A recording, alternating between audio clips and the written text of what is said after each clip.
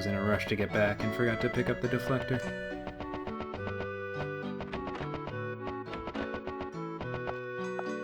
Oh, looks like I disconnected from chat. That doesn't bode well for my stream.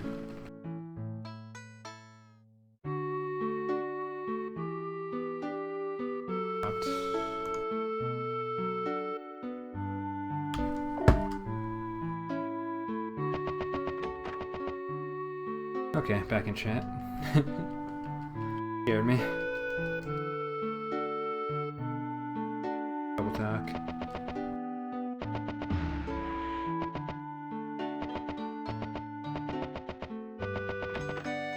So yeah, I'm not sure if that was my end or their end.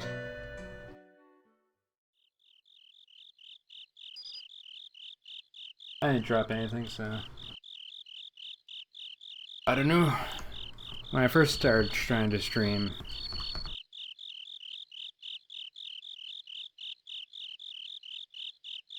Twitch wouldn't load at all for me, even though other sites would, so don't know.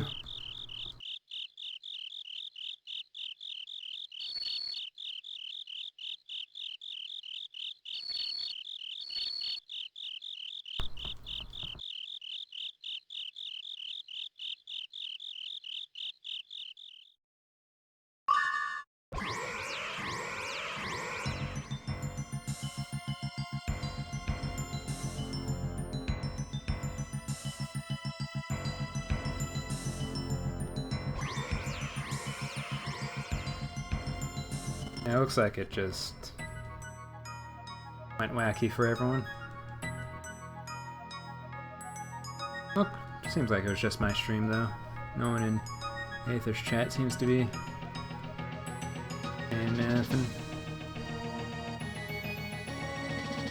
Might have somehow been me. Who can say?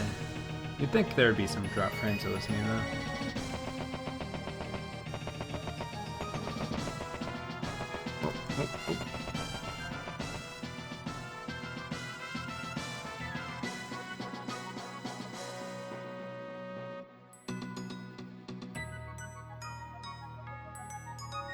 Always one step ahead.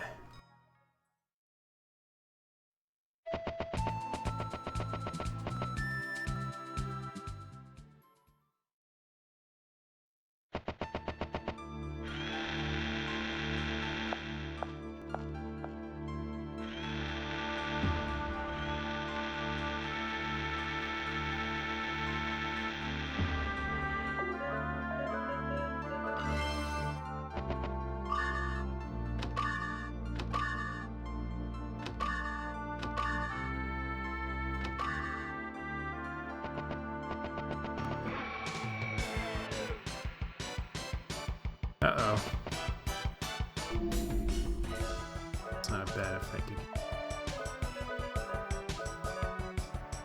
Still, I didn't use that many steps.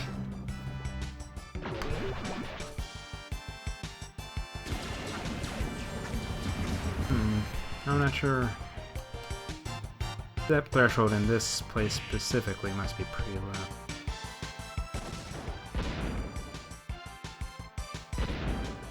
Compared to the rest of the place.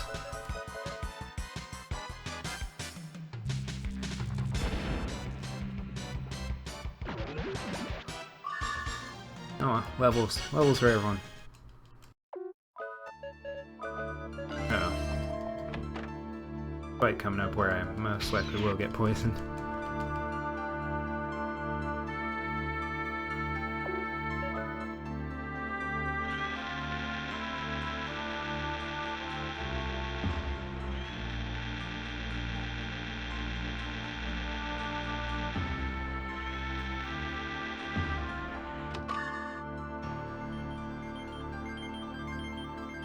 Double talk. I'm double talking so much. Unacceptable.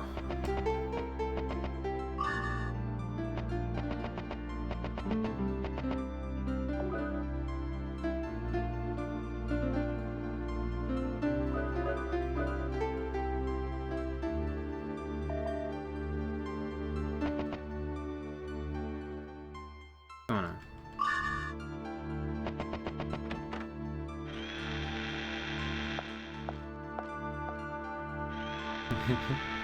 I don't know the ape escape sound, so I'm gonna say yes.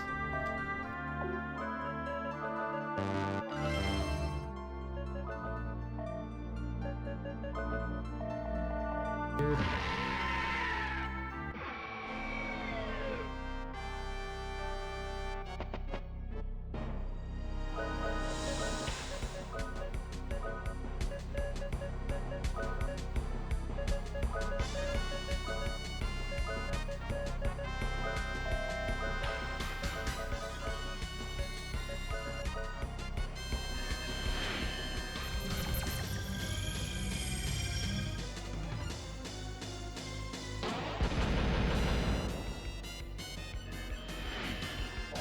So this fight's really dangerous because, well,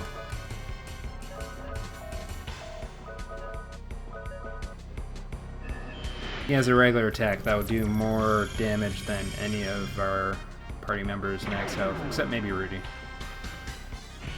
So we cast Hide on Cecilia, which negates all regular attacks, but is cancelled out as soon as you yourself do a regular attack.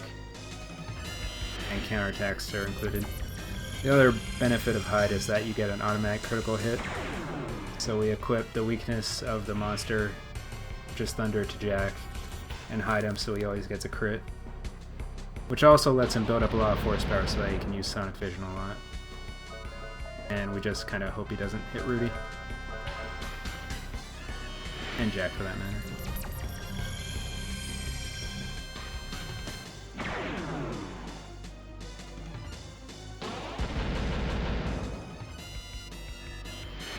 So far, we're getting pretty lucky with it.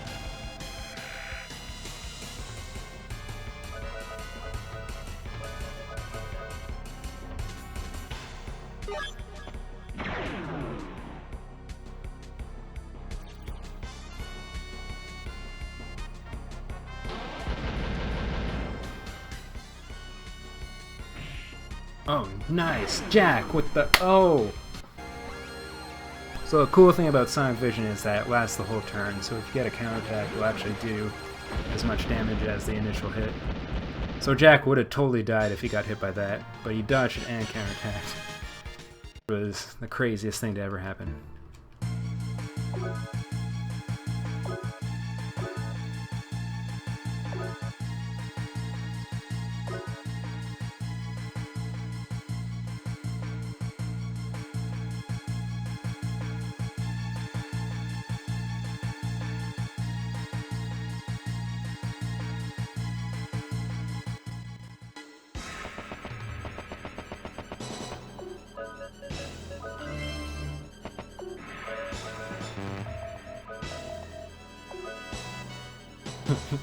Ever. The odds of that are pretty low because your parry rate's like, well, probably times 3 because he had Sonic Vision. So it's probably like 50%. I don't remember what the exact odds of a counterattack are.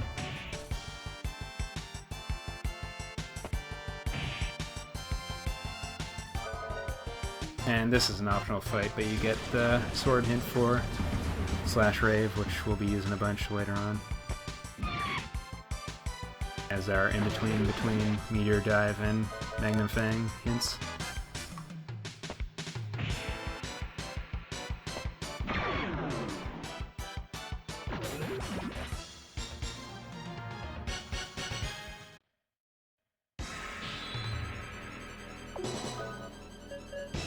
Oh, he's poisoned. Oh no, he's poisoned. He's poisoned and we used up all our antidotes, so... Sorry. It's rave time.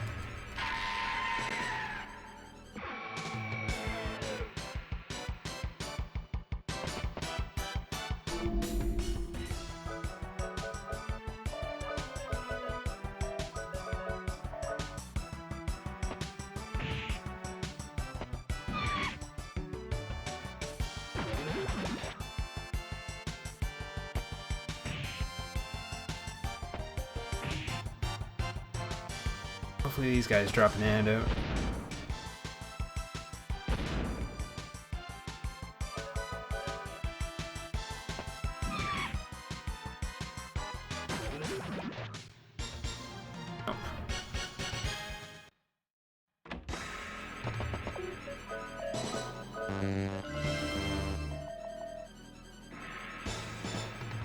You guys work too hard. So this fight, it's another exploit weakness fight where he's weak to Holy, so we give Jack Holy and just constantly hide him to get the constant crits. He has a move that will do a lot of electrical damage, so keep Cecilia from dying immediately. You give her the Thunder Ring, which will halve the electric damage he gives. Electrigger. So it's also a dangerous move, yeah, okay.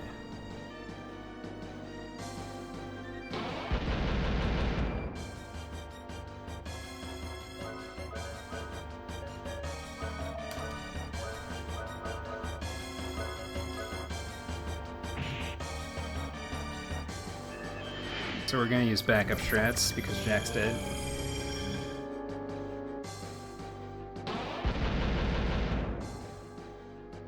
We're gonna use Mystic to cast Saint.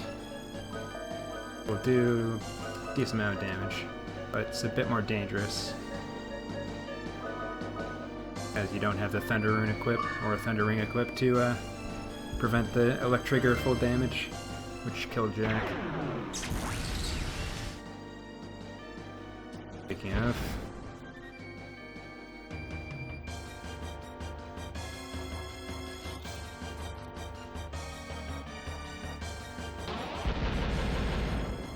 Thinks profusely. Okay. Luckily I have a backup of using goat dolls. Oh, we're out of rocket launcher too, oh god. Thank you, Golden Box. It should kill though, he doesn't have much HP.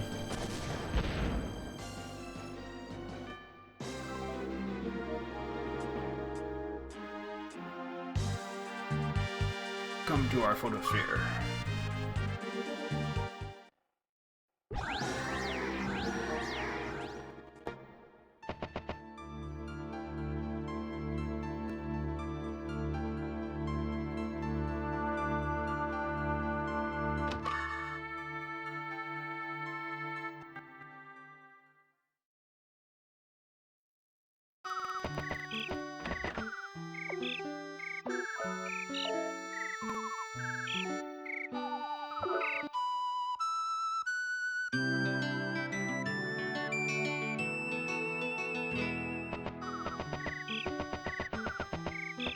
Is the music bugged out? Kinda sounds weird. Through my headphones, so it might not actually be weird.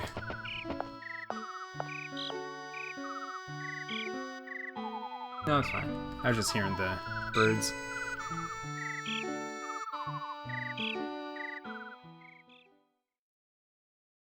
And this is a cutscene you won't see in 100% because of NPC drift and whatnot. Asgard never gets upgrades, so you can never destroy the photosphere shield, unfortunately. You gotta do a bunch of mad tricks to get in there. But Glitchless is Glitchless, so do it the regular way.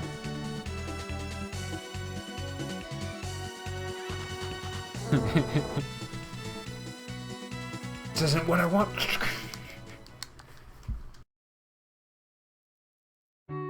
Very rare. Thought I threw my headset, I don't know where I was going with that thought. It was kind of like an innocuous anime too. To elicit such a reaction. It's pretty funny. But I was into it.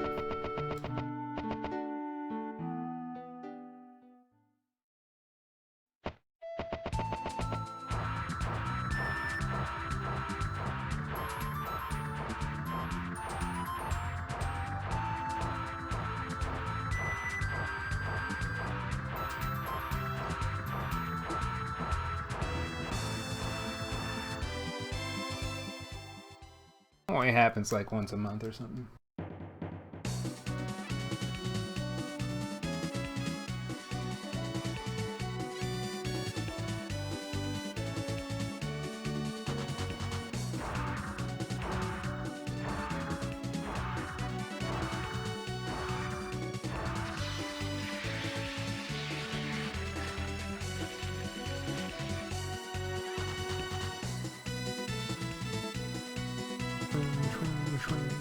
swing. You can tell how far off my audio is based on my swinging to the lasers. Alright, most controversial move. The panel bounce.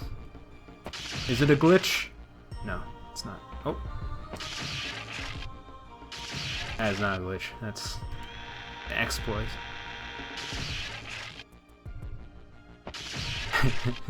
Is damage boosting a glitch? I think not.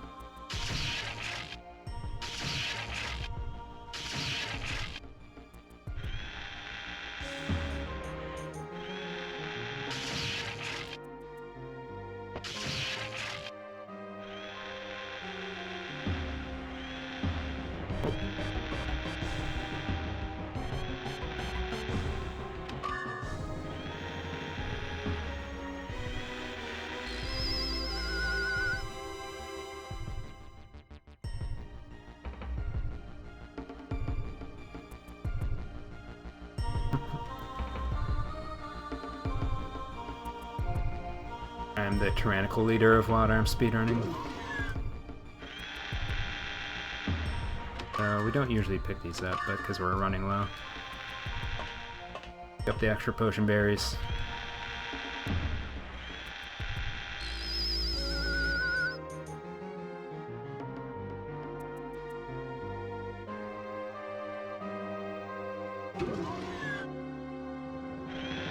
My argument is that the Japanese Glitchless community does it after I showed them it.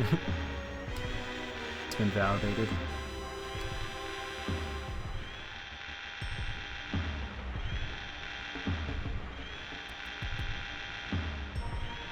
And if you don't know, rollerblades don't increment your step counter, so skate to avoid encounters and make movement a lot easier because this is somehow optimal.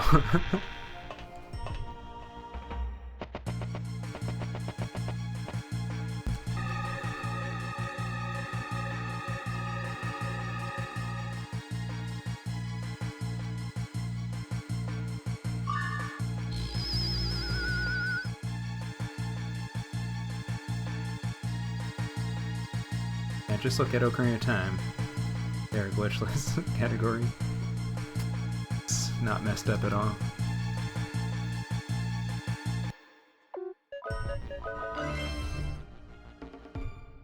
And even though we were rollerblading, we did get some amount of steps, so we're going to exit and re-enter to reset to 0. Now we can skate our way through, because the power's off, so no more panels.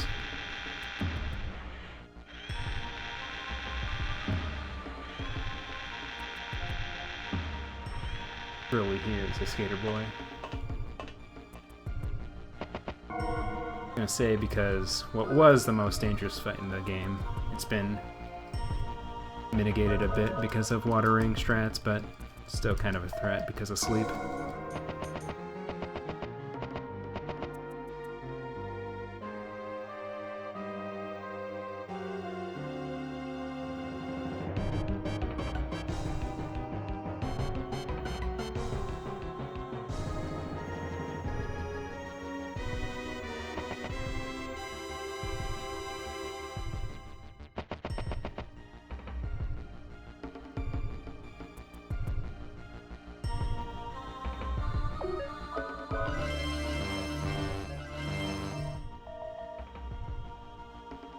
Lolithia!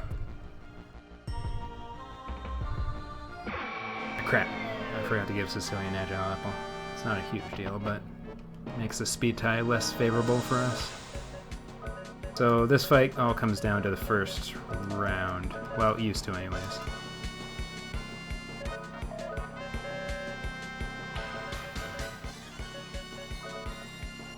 Where if we get the Awaken off first, we're a lot better off than if he does Cold Sleep first. It always seems to happen.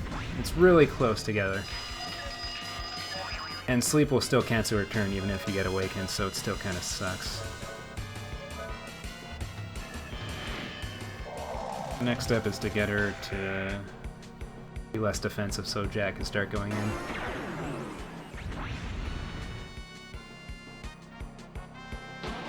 What's up, Aether? Thank you, thank you. How'd the Rudra go? I don't know how long it is, but if you're here, probably not great.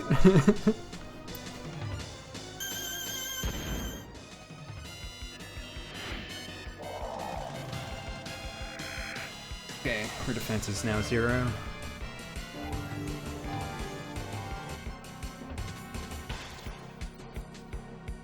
Now we go in with Jack.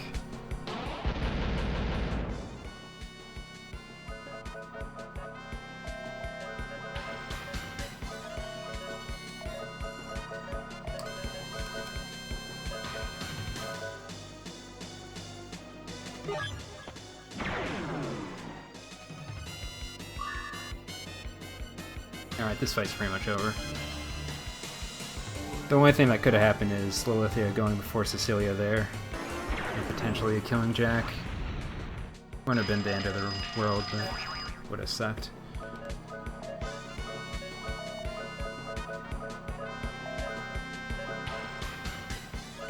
Whatever. Cold Sleep's still annoying because it cancels turns. Okay, it only cancels Cecilia's turn, she wasn't going anyways. And Slash Rave, the greatest move.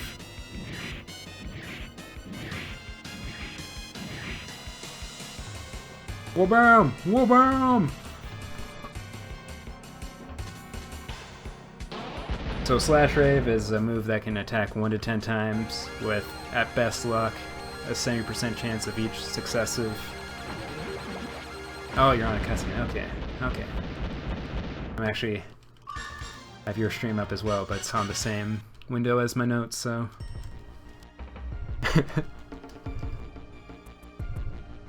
But yeah, Slash Rave 1 to 10 times. If it attacks once, it's as good as a regular attack. If it attacks twice, it's equivalent to a Meteor Dive. 3 times, Magnum Fang. 10 times, it's the greatest move ever made. But the odds of getting 10 times is super crazy low.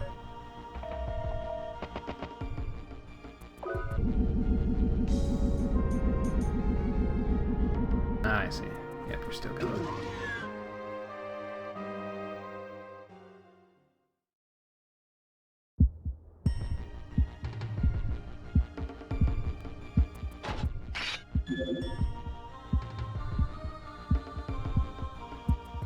Keep forgetting to Small Flower Jack to best because that's how you can get Slash Rave to be a bit more consistent.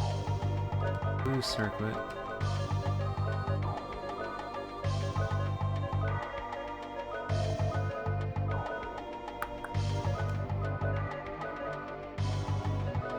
He's pretty fast, but because we want both Cecilia and Jack to be capable of healing, we want to slow her down instead of just quick Cecilia. It's dangerous because slow down doesn't always take effect, but it did, so we should be good now. Narrowgate Hollow is a really terrible move, though. So we're gonna equip Rudy with a Goat Doll so that we don't have to heal him this turn. We can heal with Jack instead. We'll bring down her defense last time. Jack can start using Slash Rave.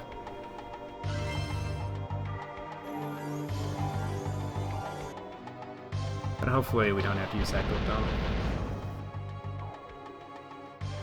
Oh, we do. So Cecilia should have enough horsepower to use Mystic Potion Berry, so I don't have to worry about heals this turn. We are running out of Potion Berries.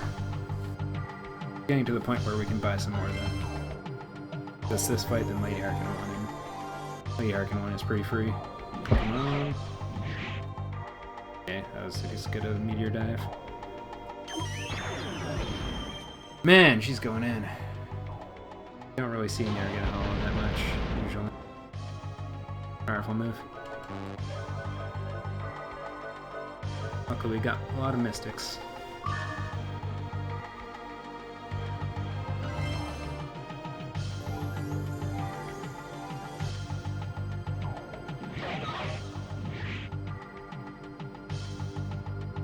Gotta do better than that. Man, what is going on? We still have... maybe bad.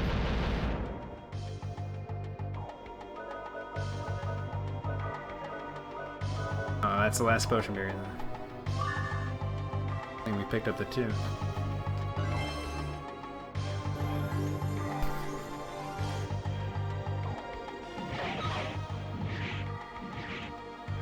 Alright.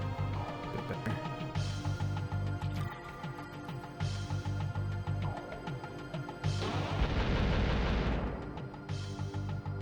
Alright. Dunzo.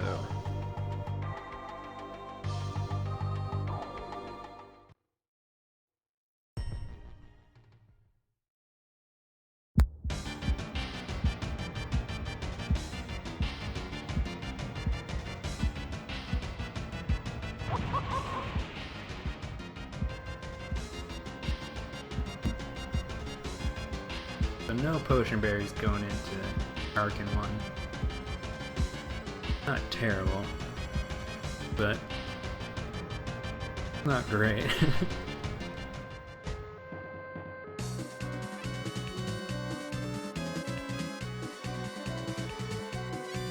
Get any on the way.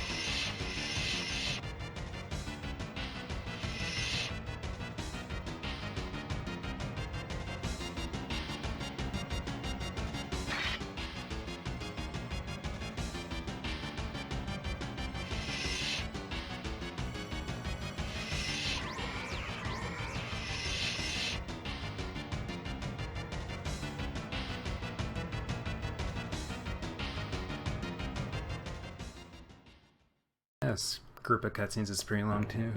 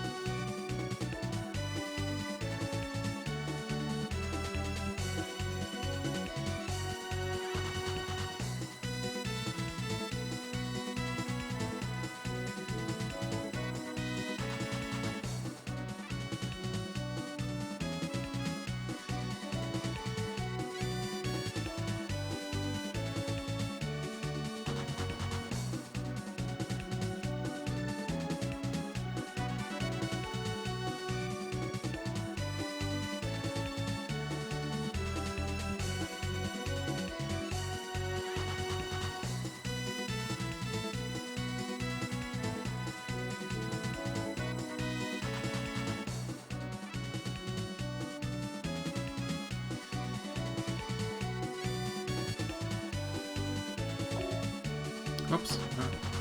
I was mashing cancel. Gotta give the affirmative on that dialogue.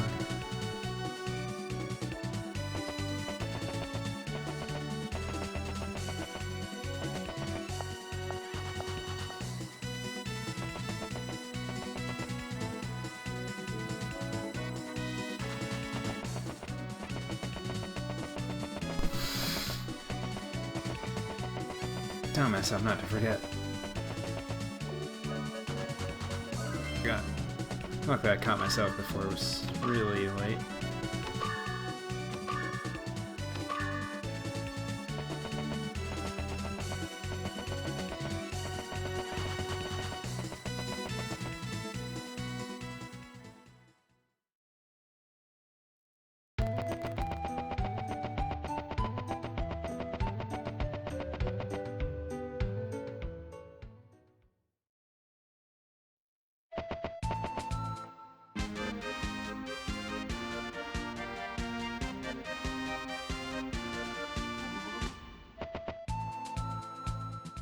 Enter here just to reset the step count. Should be able to get to Rosetta Beach, but There'll be 1 or 2 encounters on land. And if it's the regular bears, we can run away, but if it's the grapefruit, we have to fight. Better luck.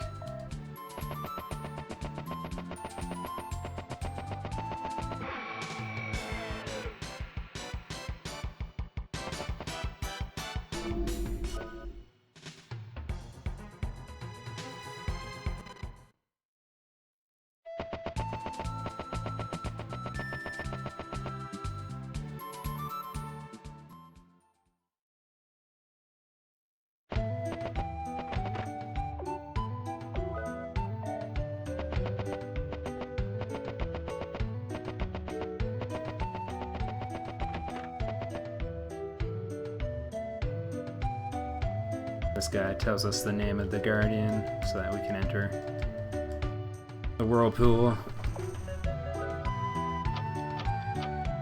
He's also an annoying NPC, and 100% because just like with repairing or upgrading Asgard, he will drift before you get a chance to unlock whatever this place is called, Dragon Shrine. Because Dragon Shrine is only unlocked after you beat Photosphere, it has the same issue, where you'll never be able to enter it through normal means because the NPCs will just be too far progressed once you save Rudy. So instead you have to fill Gaia Warp into it. It's fun. Man, I've never really looked at that water before, but it's something special.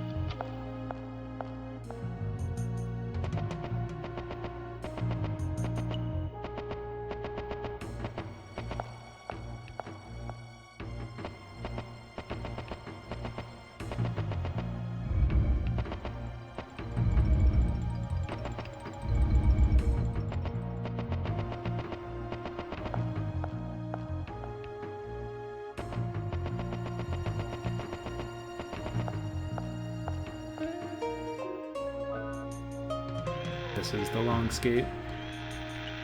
Right here.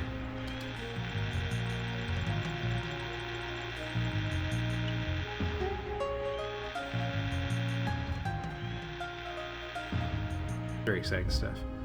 Okay. And I'm not really sure what we're gonna do for this boss. We don't have Heal Blade, we don't have Potion Berries. Heal.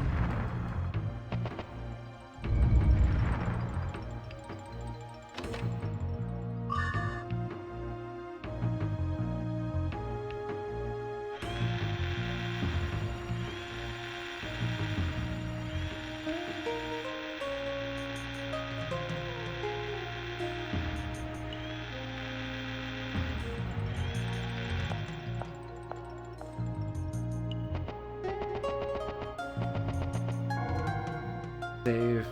Normally wouldn't have to save before this boss, but things aren't going well in terms of inventory.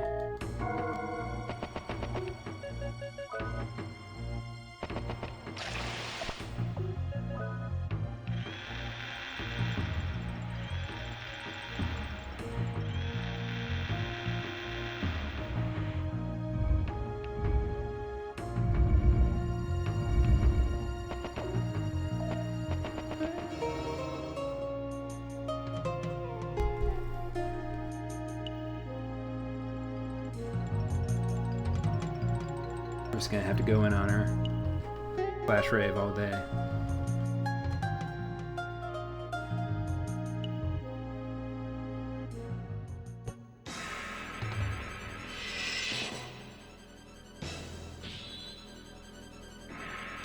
Alright.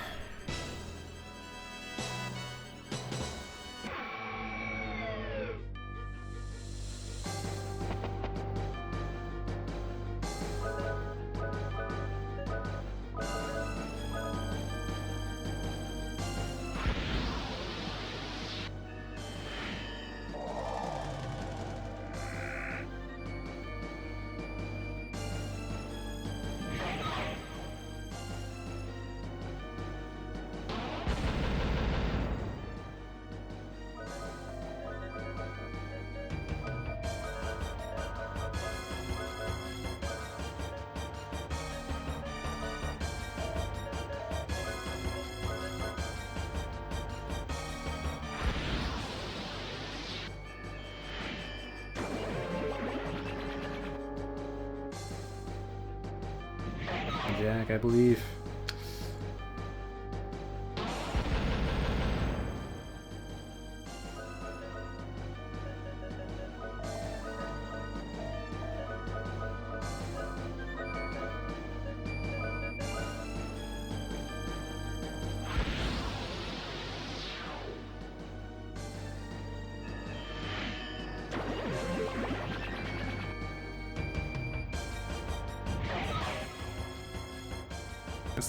That's not it, Jack.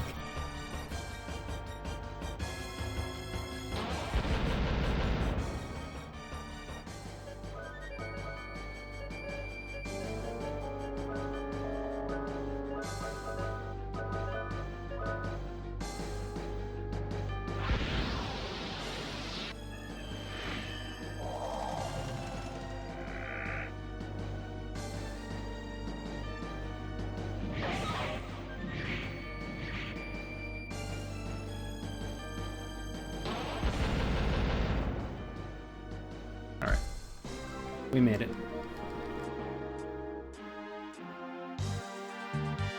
We only have one Goto left, but we'll worry about that when that time will arrive pretty soon. Because Boomerang 2 is when you want all your Gotos, but we only have one.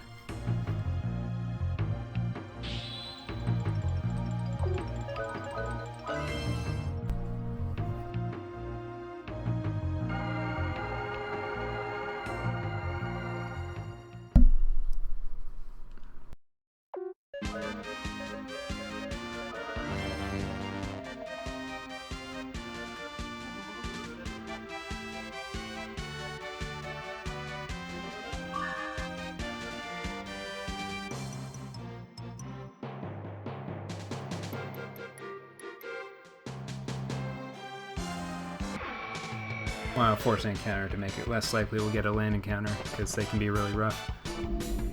Fish X3, we can run from those.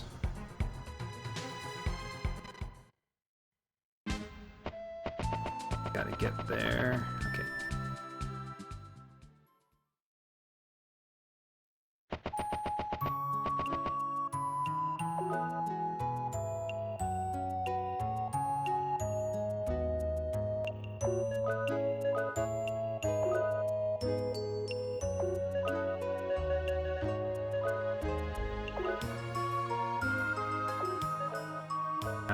And all the spells I'm about to bind are bound in a very specific order. I mess it up. Geo to make it so that my cursor moves as little as possible. One of the things is that your field cursor for magic is saved and your battle cursor for magic is saved separately. So all the field spells you want gathered in the same place at the start, so invisible, teleport, and escape are all in the same place now.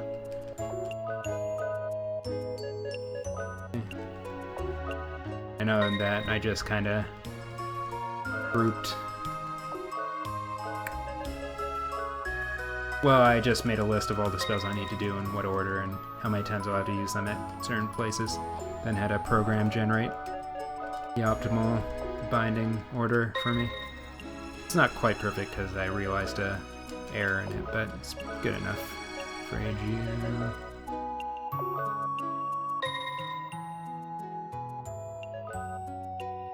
Right.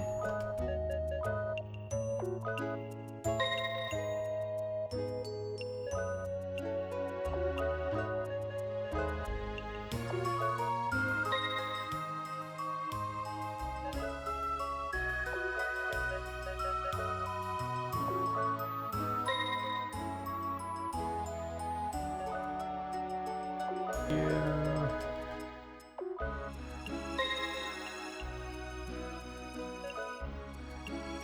Celia mostly gets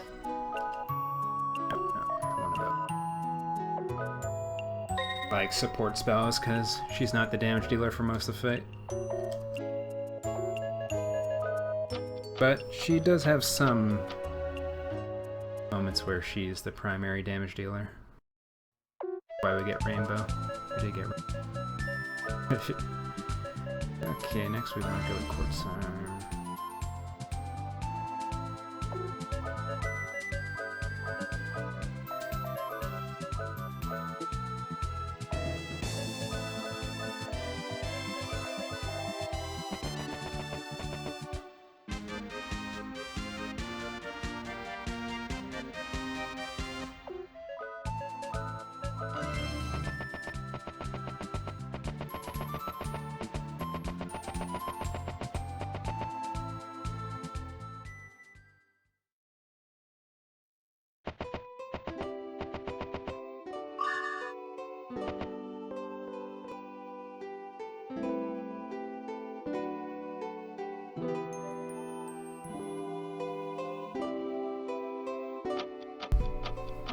And with the Ocarina, we can now summon Asgard anywhere.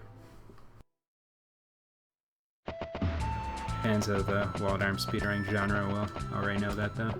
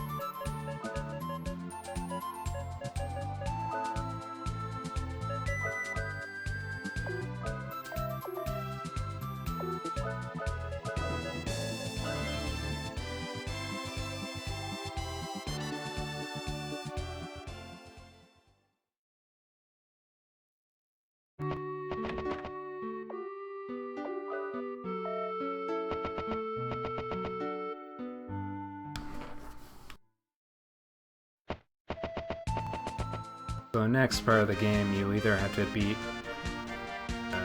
Dead Sanctuary or Demon's Gate, or Demon's Lab rather. And you can do either in whatever order you want. And when you beat both of them, you get teleported to the gate generator. And we choose to do Demon's Lab first because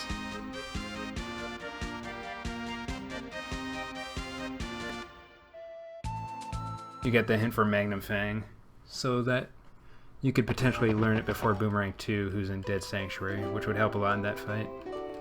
But more likely than not, you won't be able to master in time, so you have to use Slash Rave on Boomerang 2.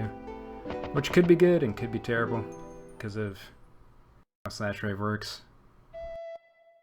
Be like a one-shot.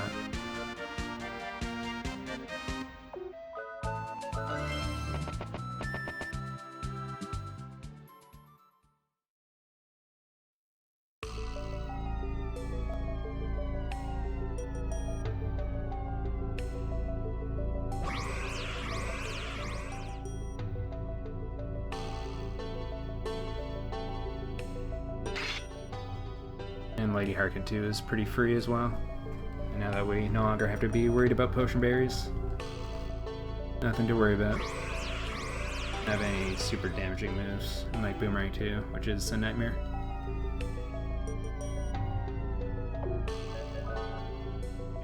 Our good friend panel bouncing returns. Oh, messed it up.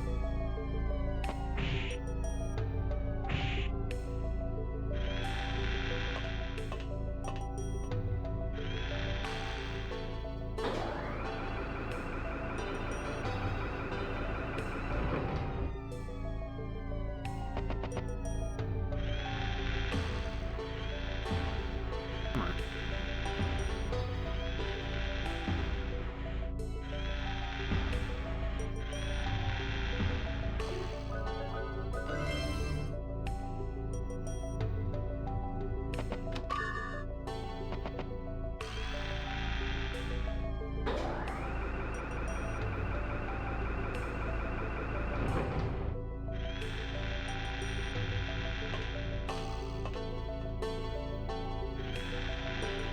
Not even gonna save. Although, I'll save before going to Wandering Isle. It's enemies that you fight in Wandering Isle that have a chance at instant killing you. Human Gate.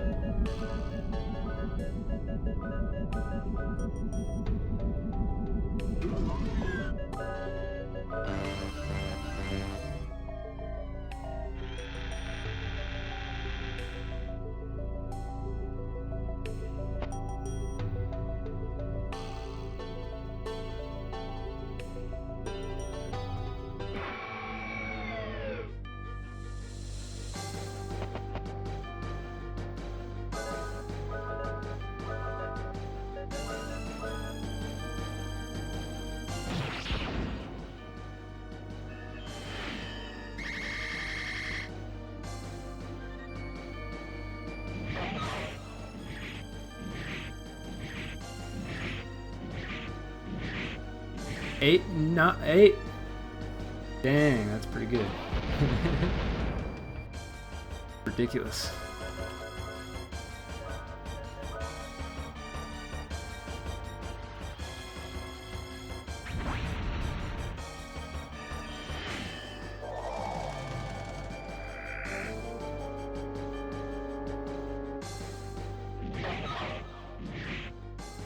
Two? That's alright.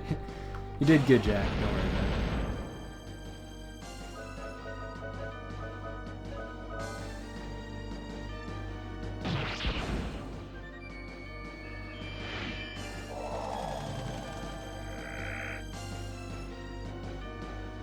And you're already dead.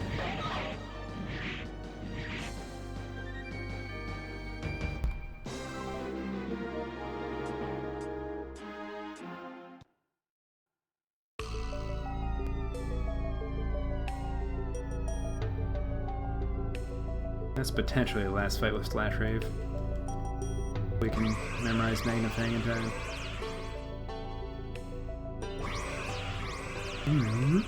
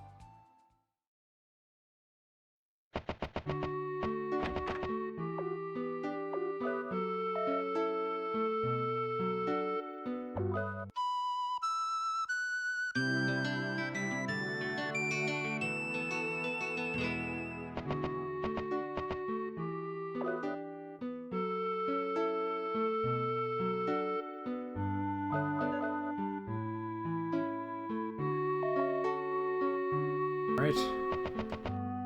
Next boss is Boomerang 2. Not as bad as when we relied on Randomizer, but still the boss that's most likely to kill you.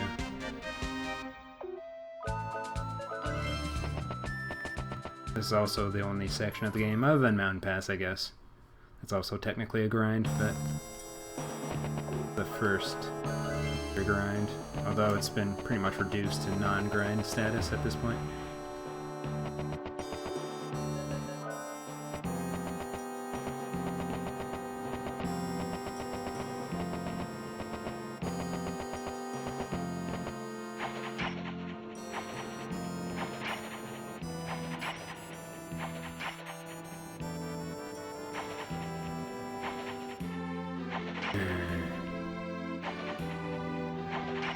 Crap looks are hard. Oh. What happened there?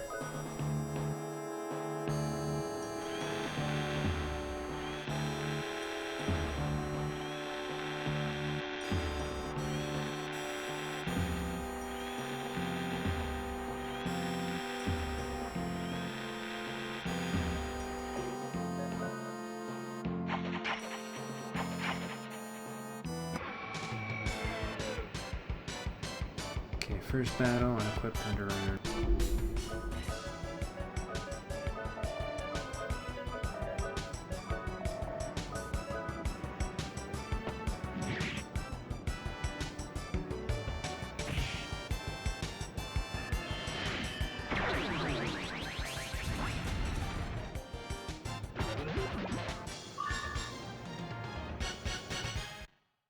So the idea here is that by putting Jack on auto battle, he'll try to memorize Magnafang on his own, and if that fails, then Cecilia will sweep with the rainbow.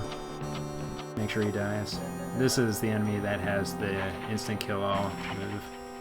He has a very low chance of using it, so. Even then, it has a low percent of actually working. Come on, hit the stupid thing.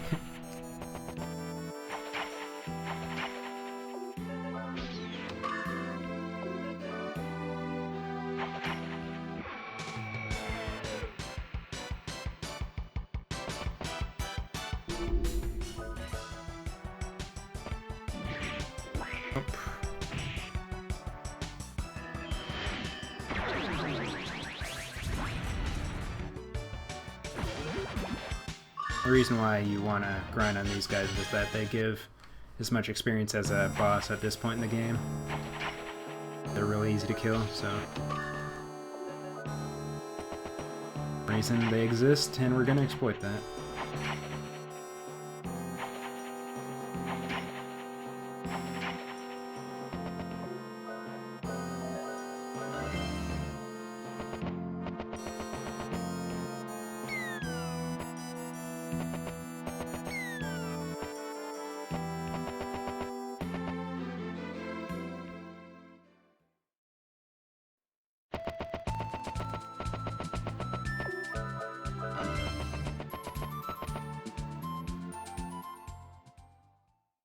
Just go here to recover. I've been thinking that this might not be necessary, but now.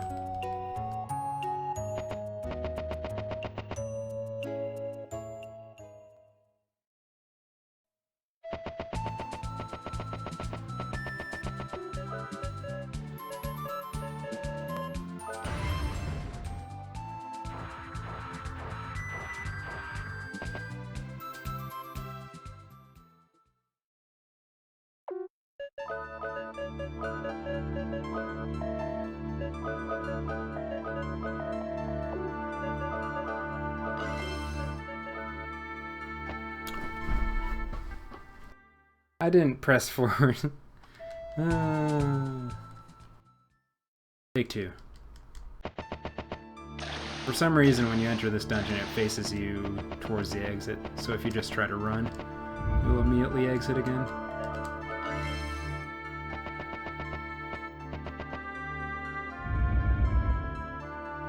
I can only imagine that's not intended at all, but no one fixed it. The place in general is kind of weird. There's like a really easy out of bounds to... Not really an out of bounds, because you just go into the water. It's definitely not intended. It's also useless. Glitchless. Oh.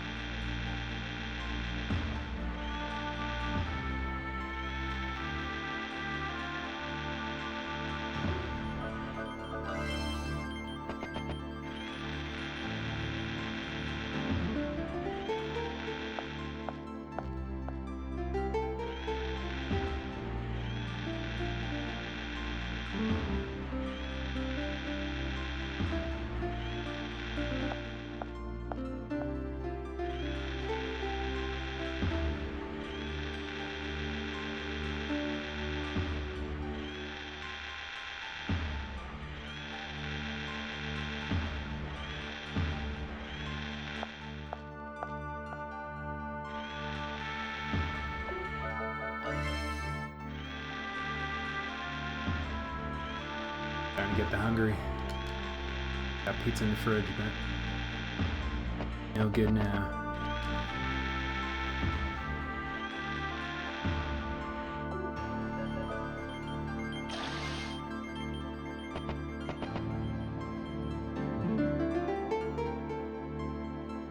Always get that mixed up. RYB.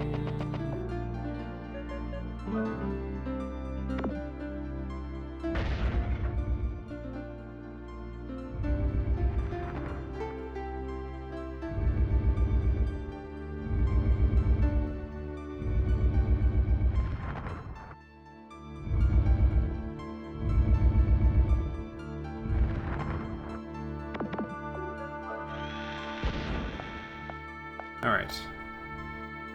Time for the boom.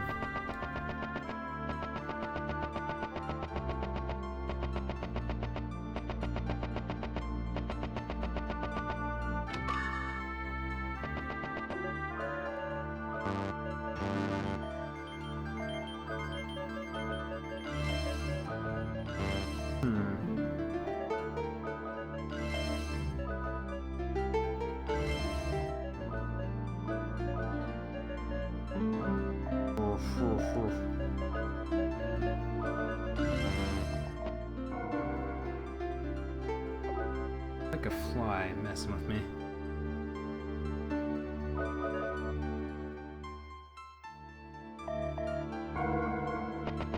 Alright, here we go. Get this sub 5? No. I doubt it somehow.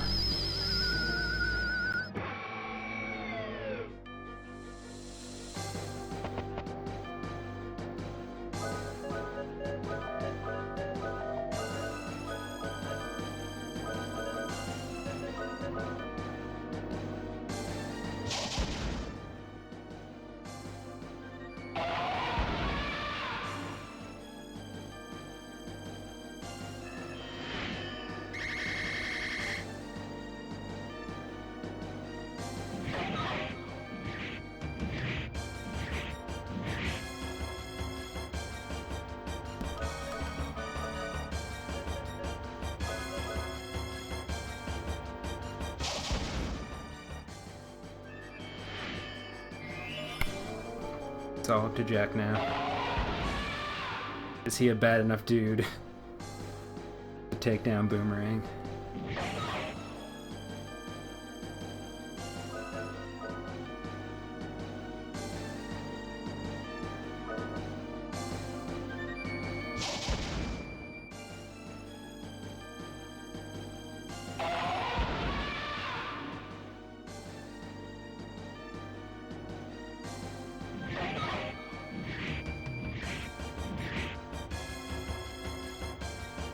Nope, he's not a bad enough dude.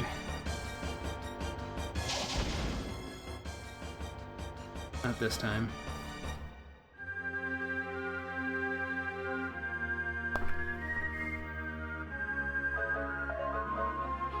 $420.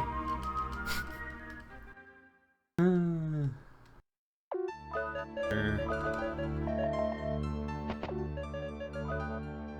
Always make sure to use the teardrop before saving.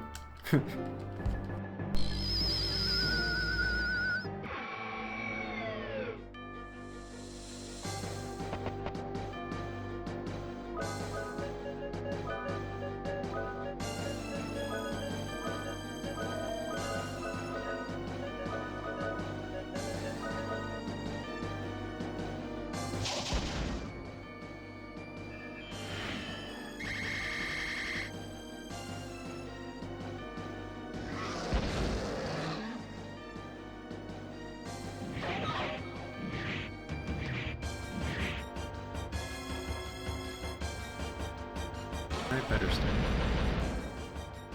Get one rocket launcher off at least. Purple electric. Goes the goat doll.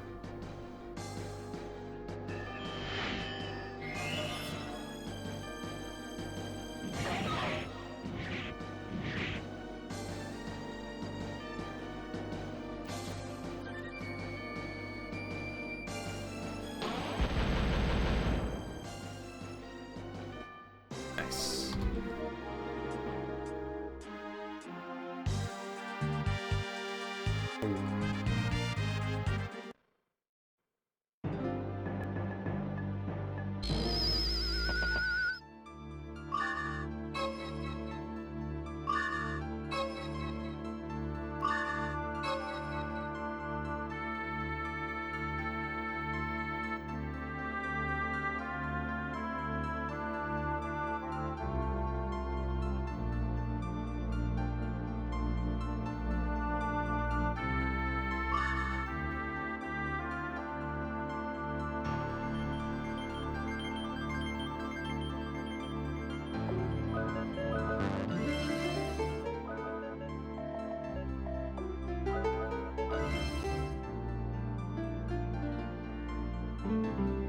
Alright, gate generator time. So this is the most annoying fight in the game.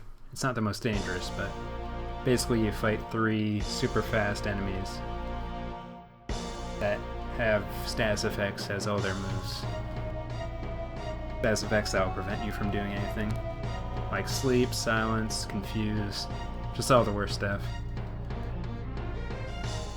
If you're lucky, you get Cecilia to go first and use lock state, but that rarely happens.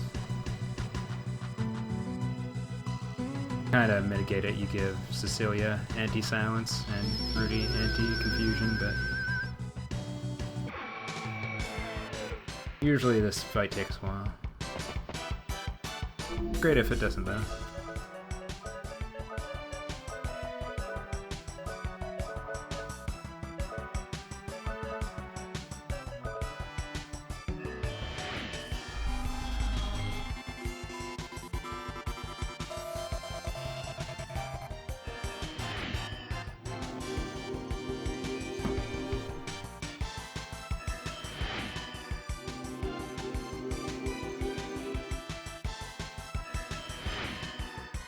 We somehow made it through. Okay.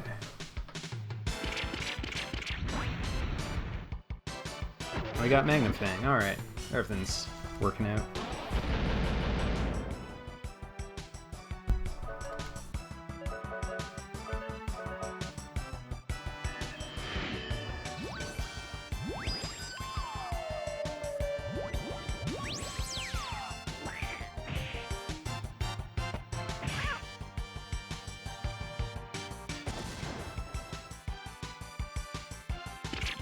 Hit your target, Rudy.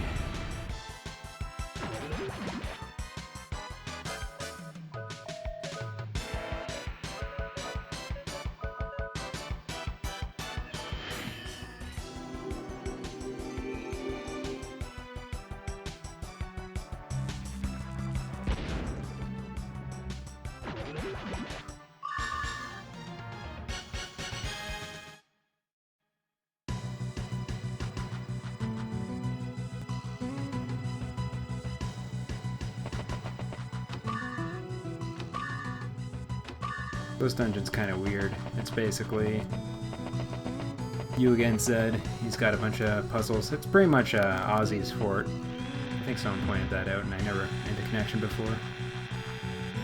But it's just a bunch of dumb tricks that Zed has set up you have to overcome.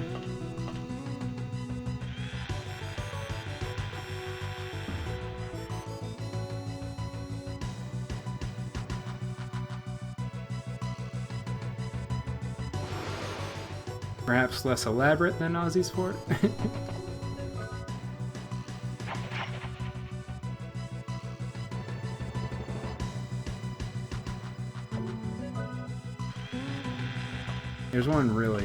There's a couple that are good. The multiple switch one and the password one. This one's alright, but solution is use your rollerblades. And you're supposed to flip that switch because later on there's a section where you can't use your rollerblades because there's a pit, but you just take the damage by walking over the health thunder panels. Really hurt.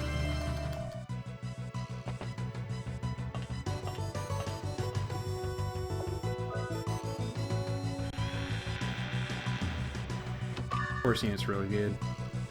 Doubles the rate in which your force power builds up, which is very good for Sonic Vision and High Guardian. They're really powerful, so the more often you can do them, the better.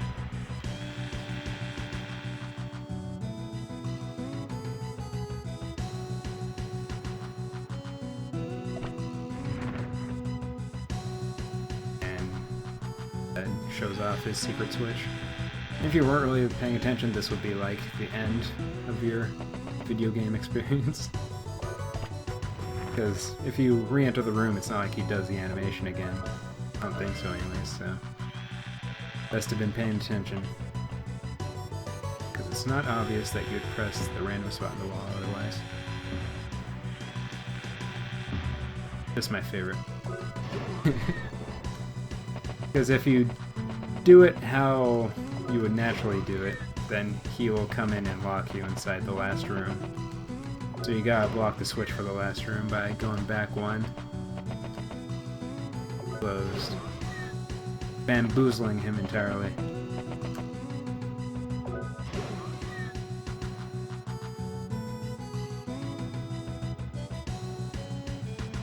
And now it's Diablo. And Diablo's never killed a run for me, but should have by now because of how dangerous he is.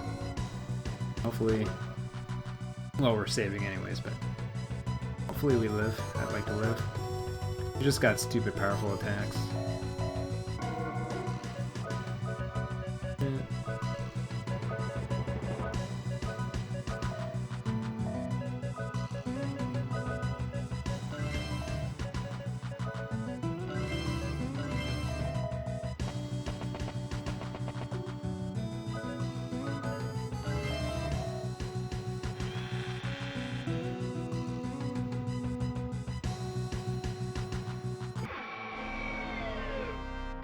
The ideal is that you build enough force power with Cecilia to use Elder Scroll Triton Rune. In the meantime, you want to get her quick so that she can be the main healer.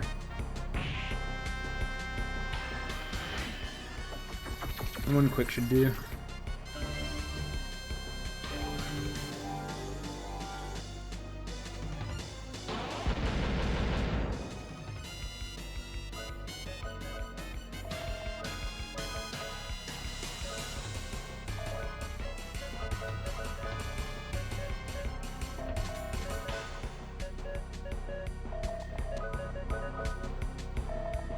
That's a bad start. We'll just go with it. That doesn't kill Rudy.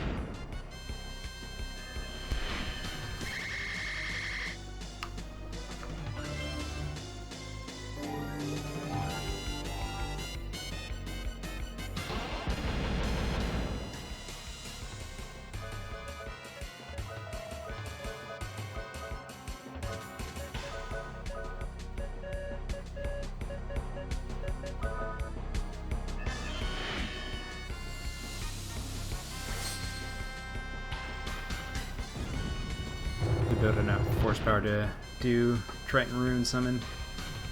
Magnum Fang and Rocket Launcher should do enough damage to make this fight pretty much over.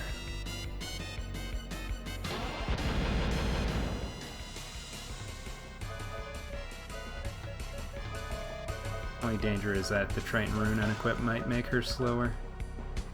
Okay, we're good.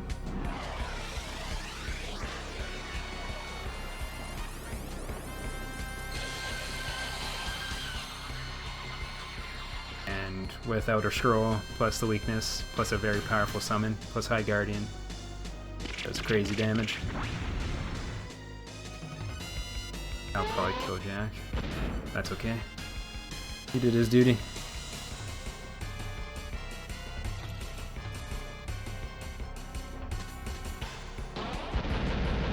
as long as the rest of us don't die.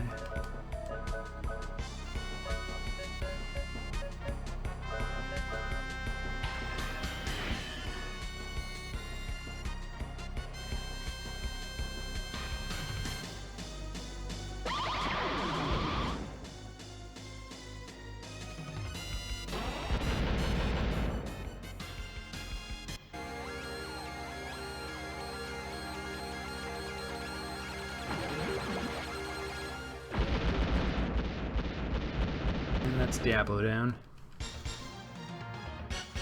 And one more super dangerous boss before, well, there's 3 more bosses before Goat Dolls, and Siegfried is the most dangerous of the 3. Not to discount Mecha Drake too much. Elizabeth is free, unless you get the Infinite, which is entirely possible.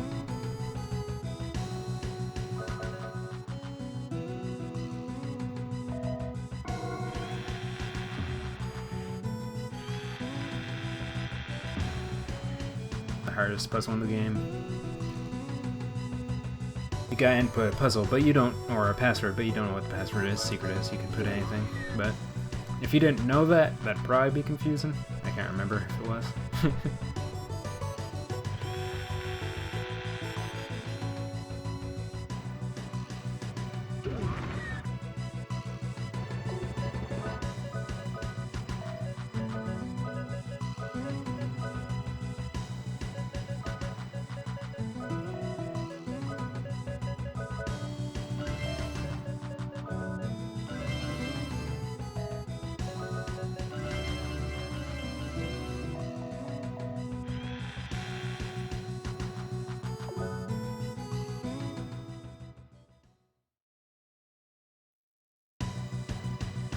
This guy has no weaknesses, so there's no elemental exploit.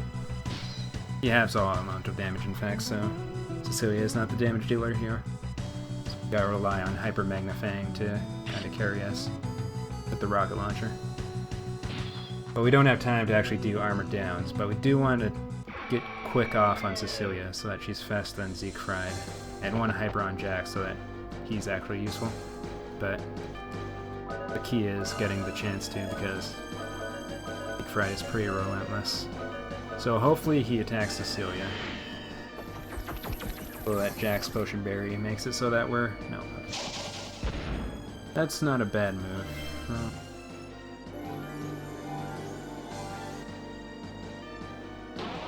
so we could risk it. We'll risk it. I want to get the hyper off on Jack before I switch to heal mode.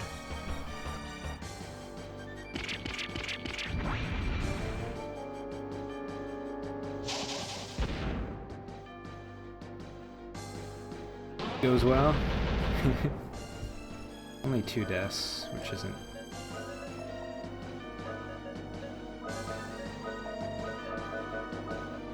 been fun.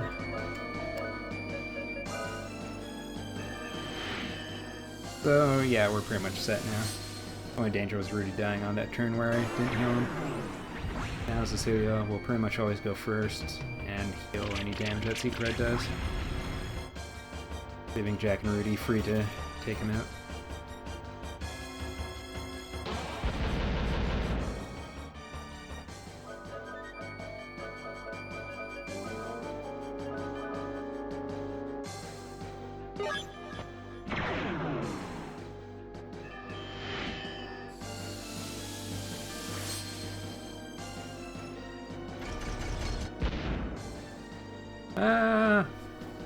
It was Boomerang 1 and 2. I lost a decent amount of time with Boomerang 1 because the fight was pretty prolonged, but Boom 2 you don't lose too much time when you die, just because the fight goes so quickly.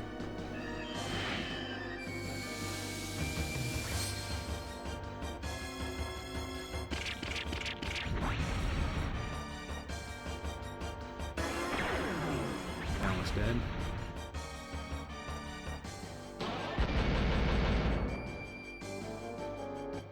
More brown, more brown.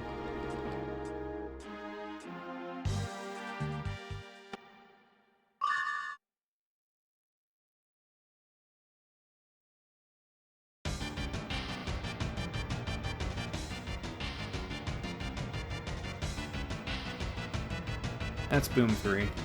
Boom 2 is in Dead Sanctuary.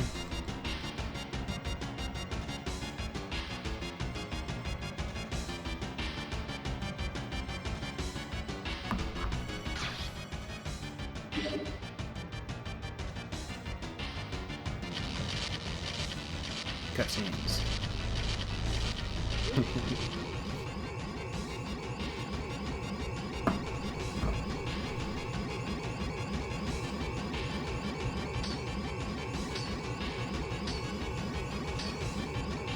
They're doing.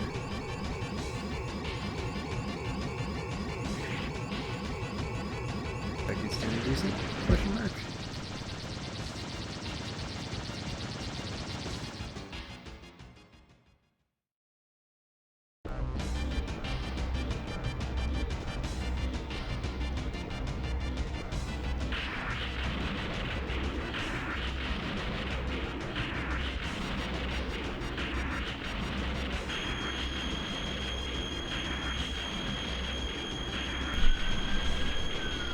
Della Metallica. Yeah. That's the one dungeon that caused me to not complete the game. Well, there are several points in the game where I just didn't know what to do and put it down for a while, then come back and eventually get through it, but that was the big one. Just play up to Della Metallica and consider that the end of the game for a while. Till eventually like, let's just hammer this out.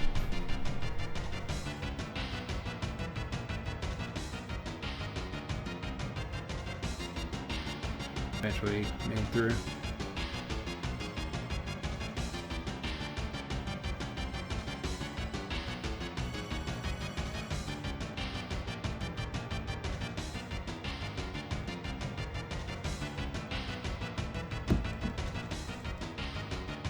That was the last major roadblock too. The one that got me was the choice between the two doors sequence. I never noticed that lightning coming out of his face before.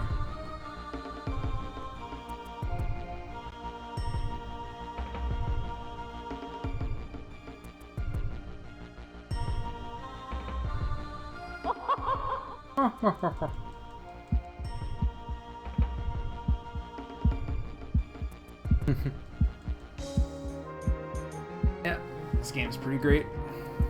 My favorite even.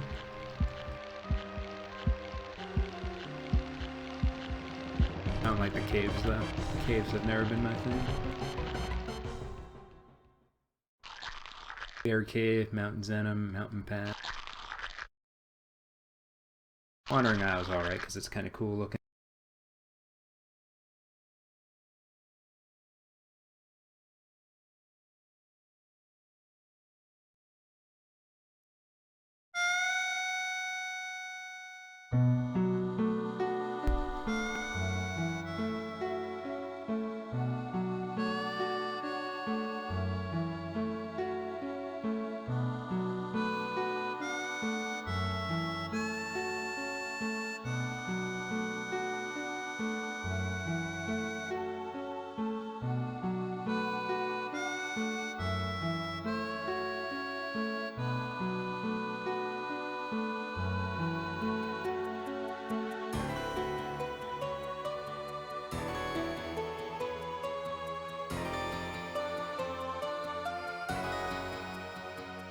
Oh, Gemini's corpse.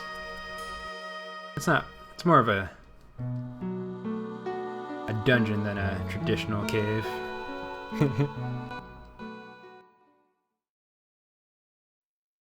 Gemini Circle was alright.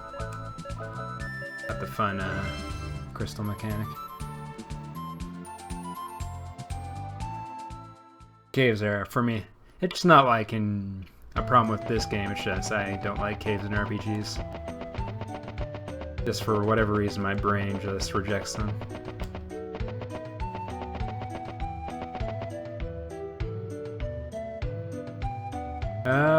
That must have been Wandering Isle then.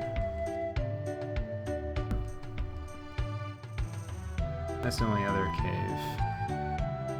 It's how you get to Dead Sanctuary, though, not Gemini's corpse.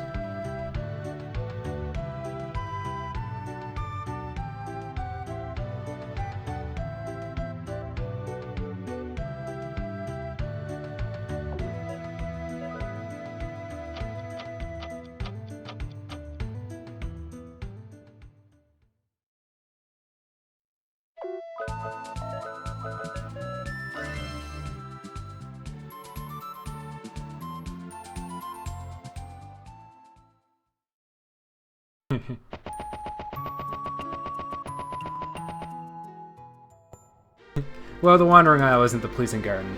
The Wandering Isle is something else. But it's not important. The Wandering Isle is a bit later in the game.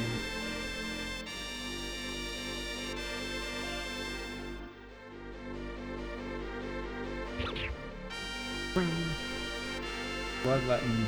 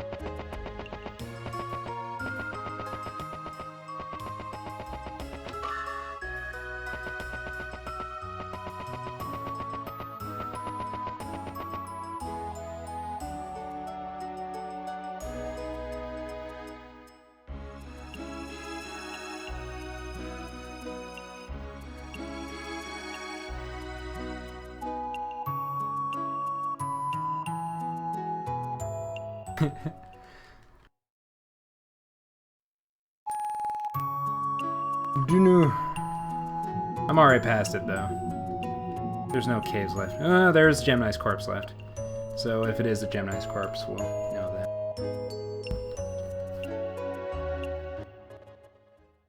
that.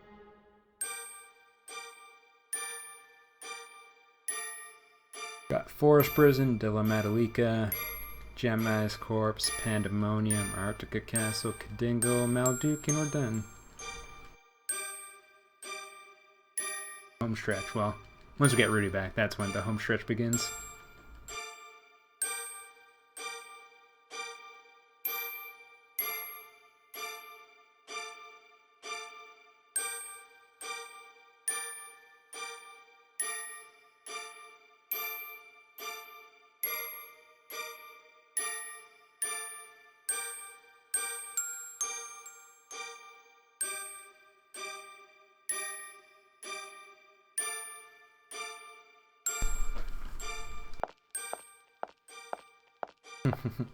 Sounds good.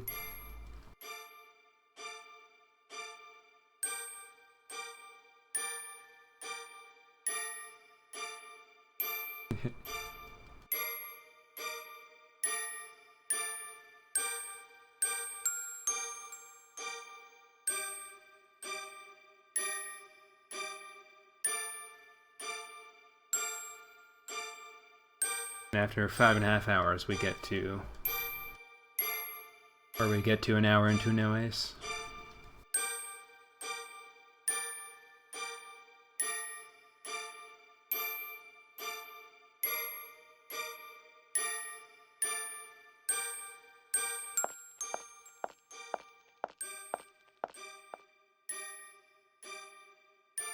Pretty enough, Fogaya is.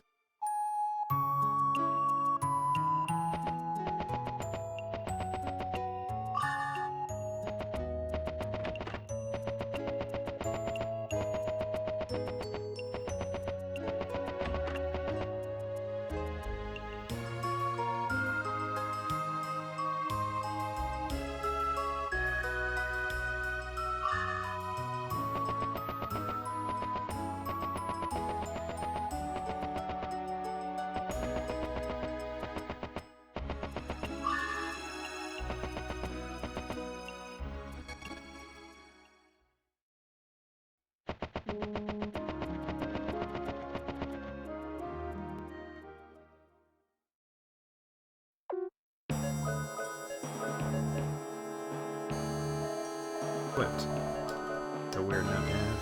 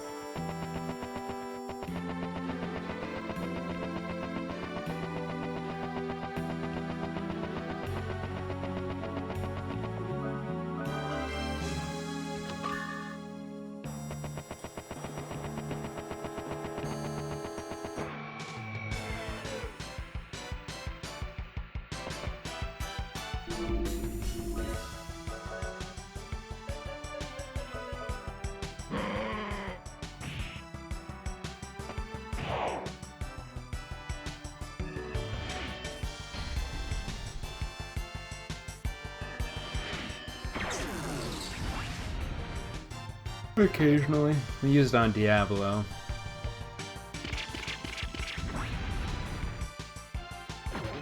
And Elizabeth. That's really the only times you'd really need to use it.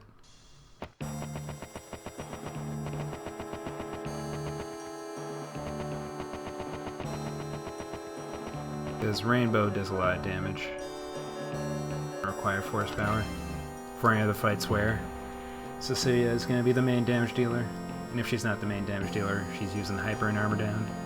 And the fights probably won't last long enough to get High Guardian. But yeah, it's used twice.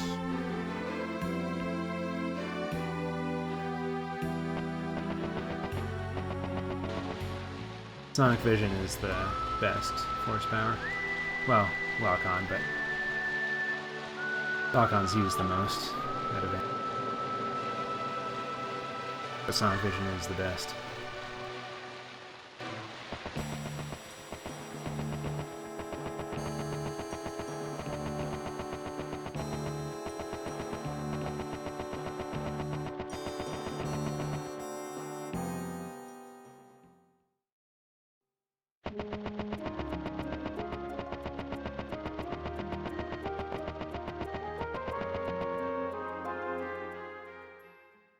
A bunch now.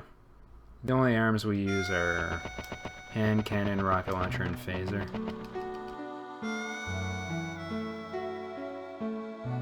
Want to upgrade phaser so that you have it at full power for the Pandemonium fights. So by the time you get Wild Bunch, you don't have enough money to make it more powerful than phaser. Obviously, Arc Smash, you get it Malduke, so you can't upgrade it at all. Unless you want to exit, but obviously that wastes a bunch of time.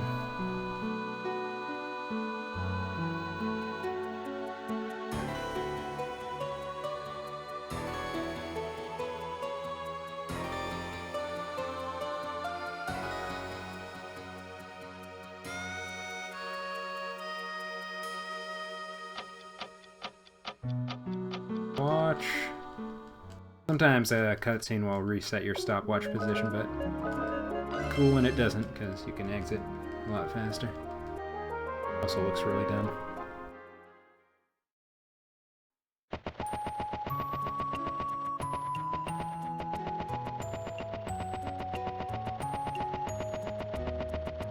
Della Malika time! This dungeon's kind of annoying because you gotta get the Necronomicon to make Cecilia as powerful as she needs to be for the Elizabeth fight. Which requires a random encounter, the bane of every existence. As of the 5 or 6 possible encounters, Necronomicon only shows up in 3 of them. It isn't bad odds, but potential to waste a lot of time. I had the teardrop equipped for some reason.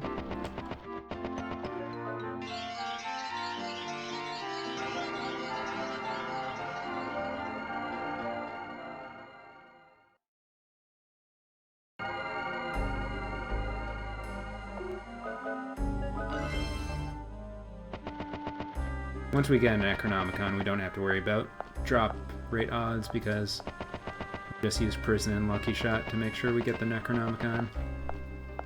It's also kind of dangerous because the fights in Della Metallica could kill you because the Necronomicons have the dangerous spell 666, I think it's called.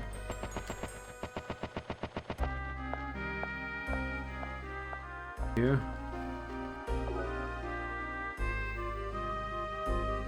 We basically manipulate the step count so that we only get encounter in the final room, and then we can choose if we need to get a second encounter or not. But hopefully the first encounter gets the Necron.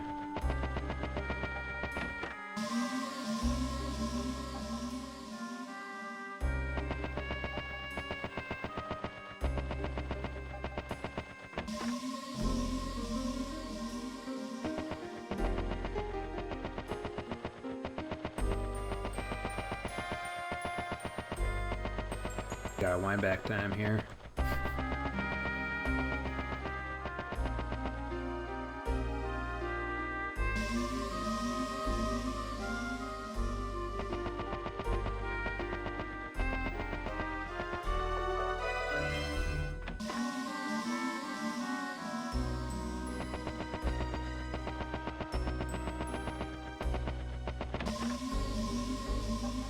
We're going to save and reload here, and the point of the reload is that it resets your step count back to 0 so that we can get to the final room before getting an encounter.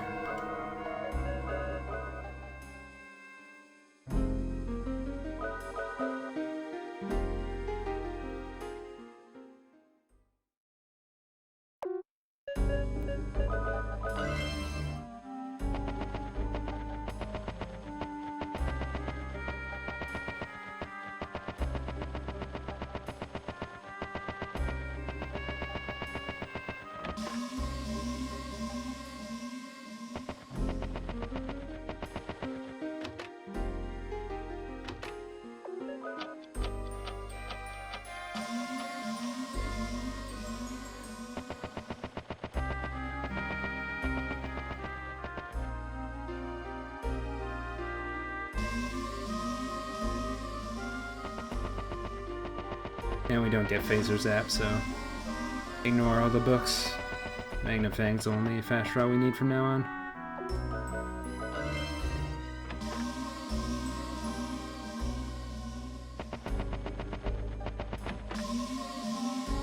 Right, left.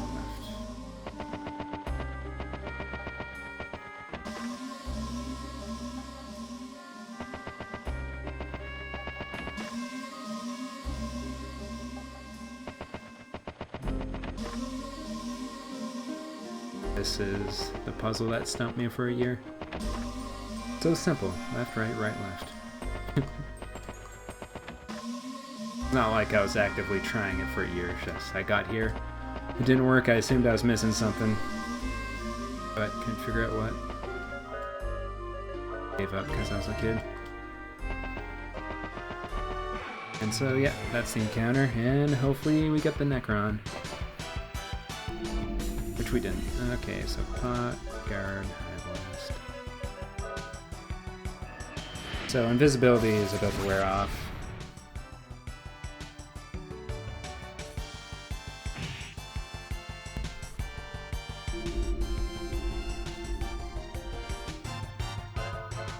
So we can use that to hopefully force another encounter. Come on, you're still alive? Run away. Okay. Good thing about those is that they give a decent amount of monies at least. It's not a complete waste.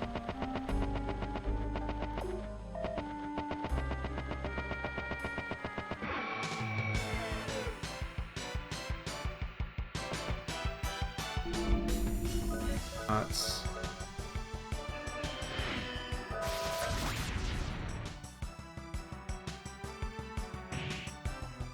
Boop. Boop.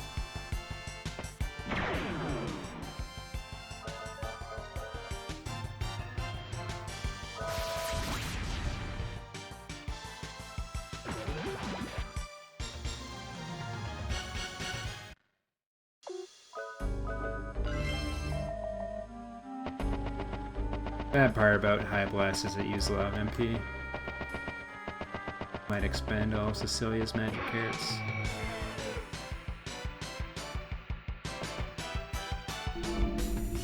Pots!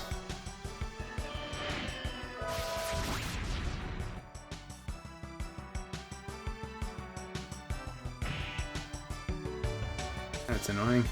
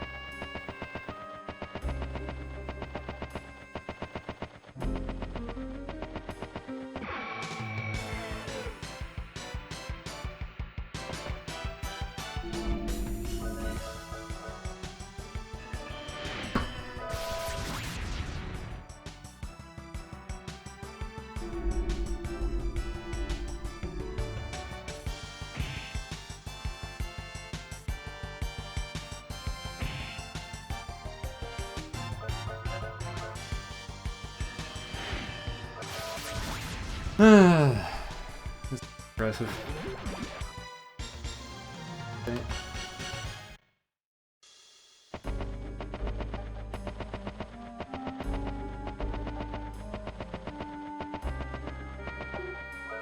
Hear that silence.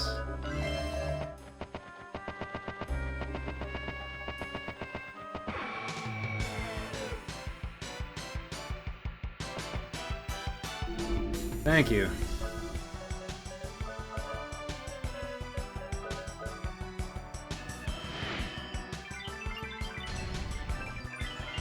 At least we won't be one for money. Assuming we survive this fight. Ooh. That's not the spell you want to see.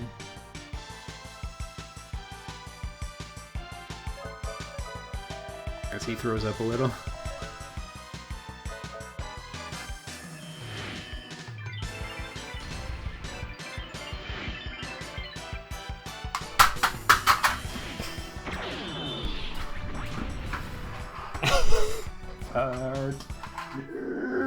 Okay.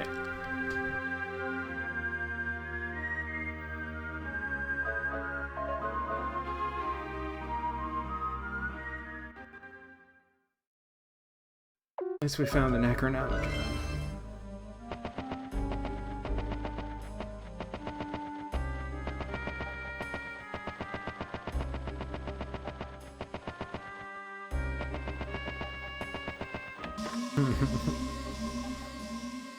Prison didn't work twice. What is this?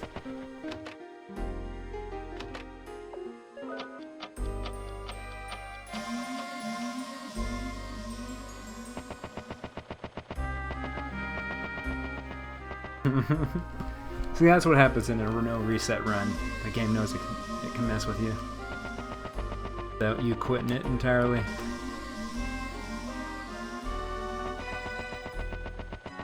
All the things to kill you.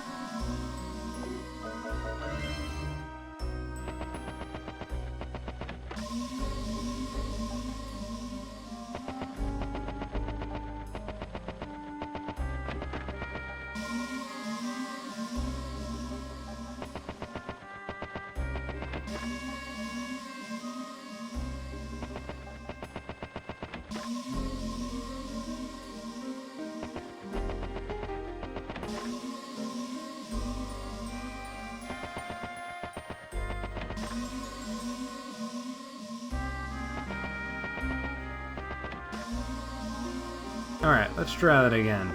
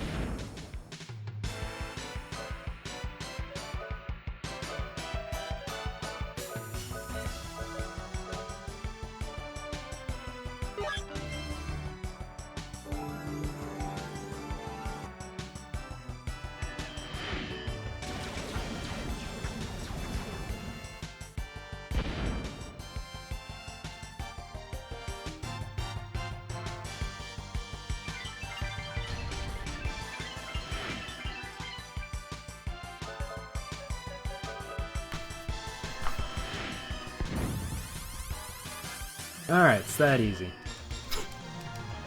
Do-do-do-do.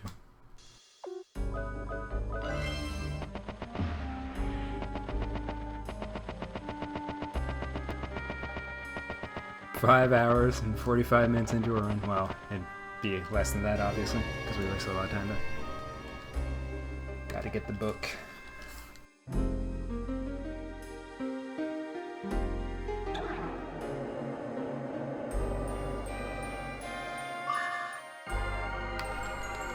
Oh, I disconnect from chat again. I probably got a hiccup. No drop frames, at least.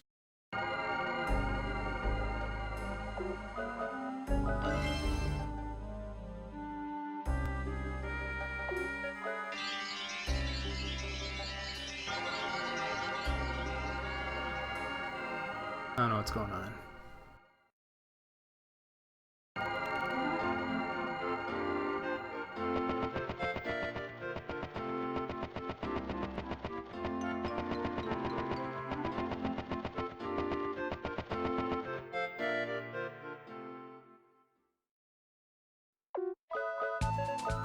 There's Street Fighter 2.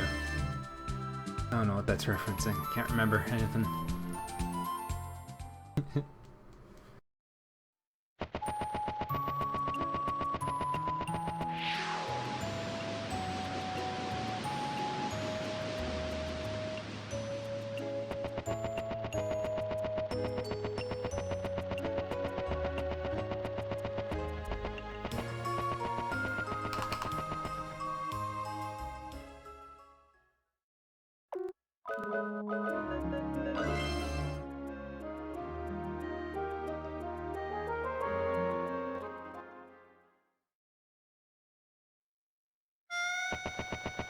I'll save just in case. We shouldn't die to Elizabeth, but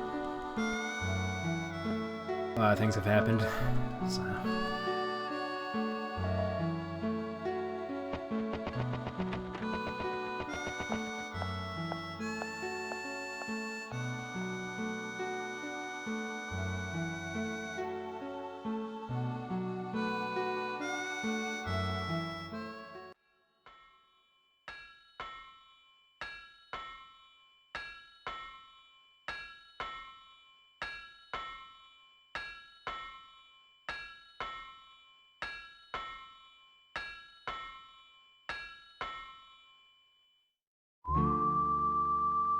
Save Rudy.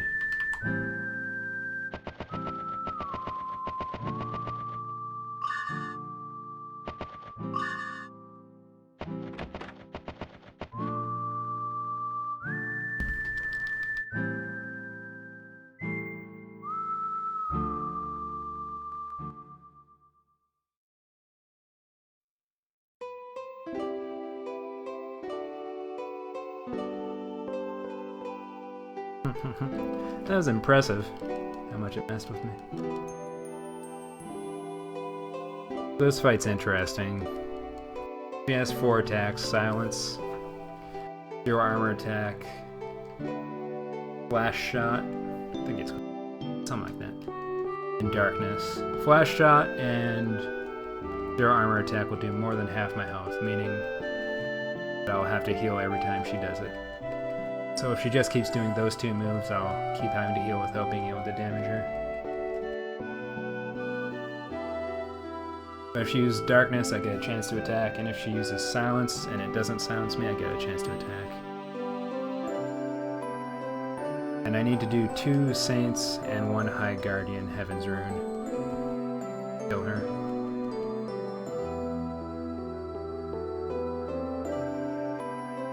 So it's just hoping that she lets you get 2 Saints off, then High Guardian when you get the chance.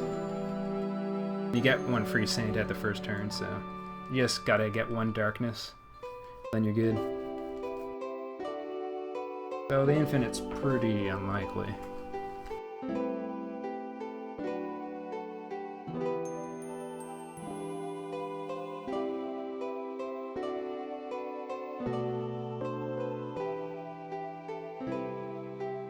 And Elizabeth will always go after Cecilia.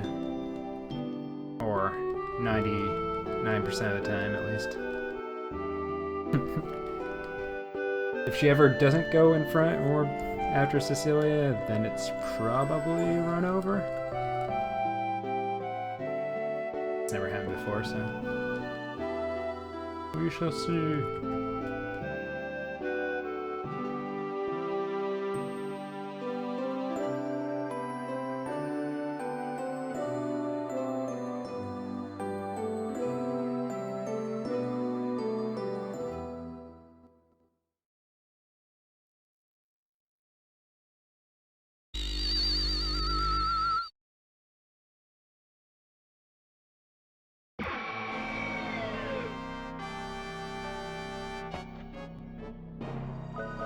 Necronomicon, I worked hard for you.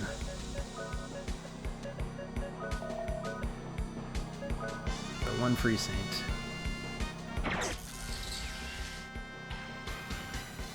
Flash bomb, okay, so that's one of the ones I have to heal after.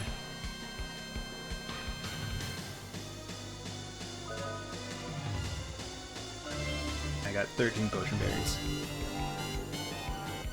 You rolling low? Another one.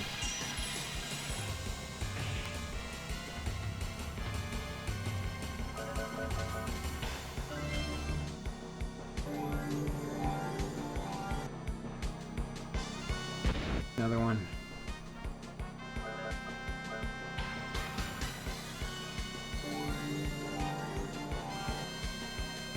Another one. The infinite is real.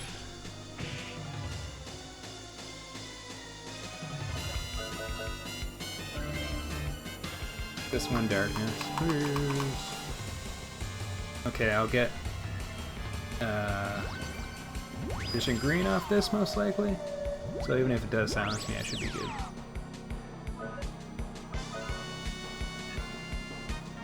So we do one more saint, then a high guardian will kill her.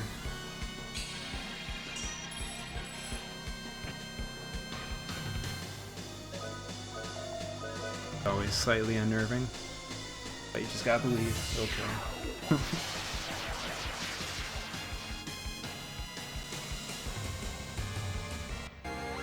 Little band.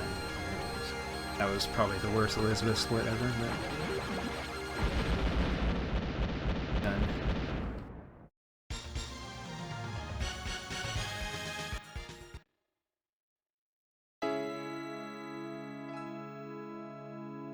EMC on the final boss.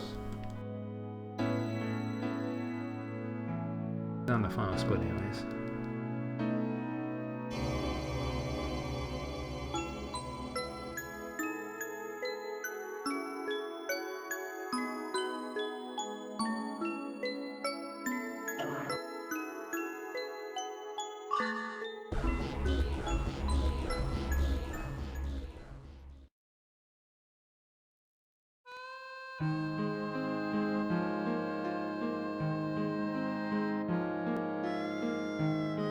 Sad part is that this is totally still going to be world record.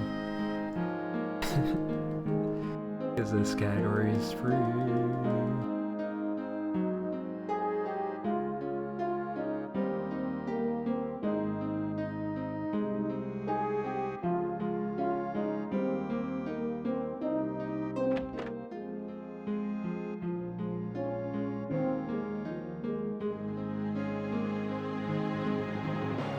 Just gotta subject yourself to it. That's the hard part. Yep. Back to Twin Galaxies.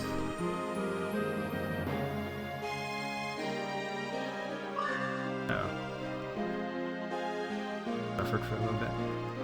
Oh, you beat it.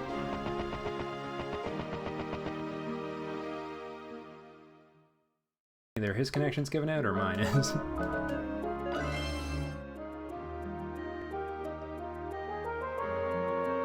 It's over, so I'll close it. Drop in A-frames and then...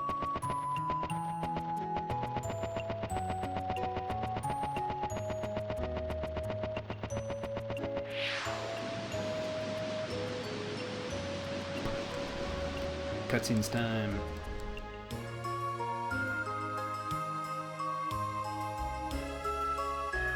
Only have 2 hours to beat the game.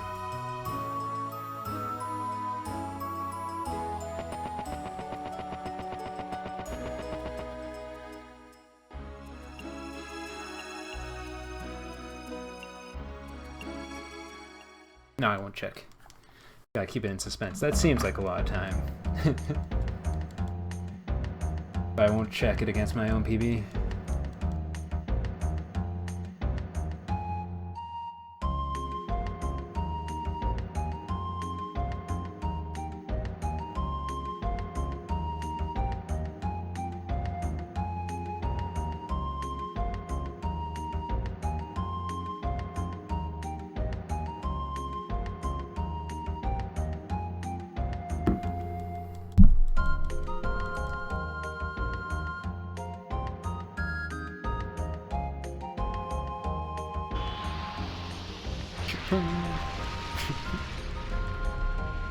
That crazy captain crashing the thing he's in.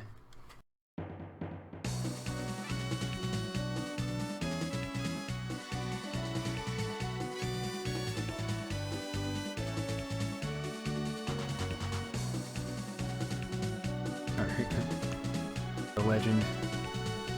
That's just, I want to see his run. I want to know. Like, doesn't hold a candle to what we have now, but still impressive.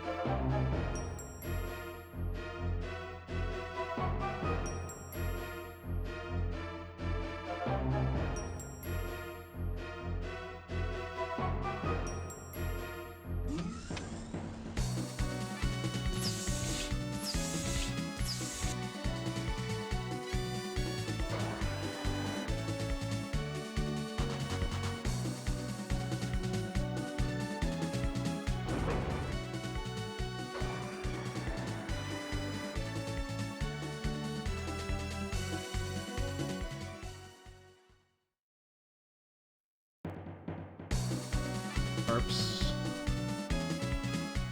Back angle. That is all.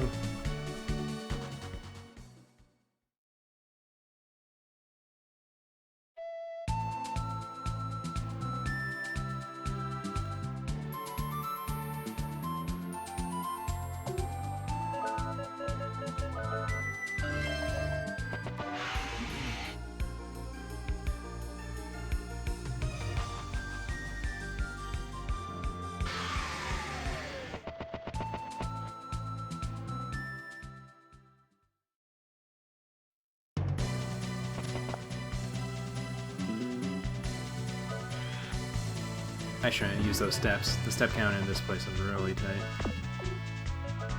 Thick.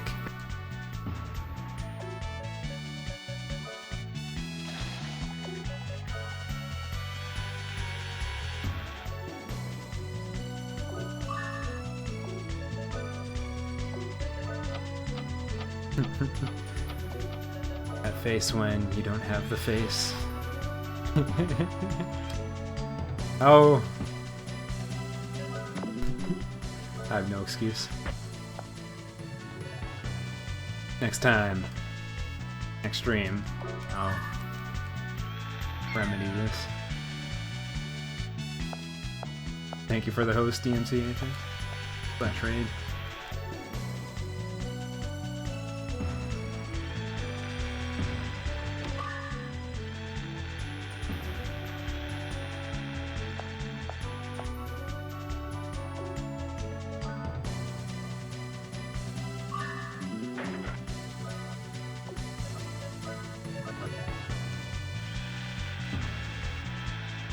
have to use rollerblades for some places. I'd use steps because I accidentally used a bunch at the start.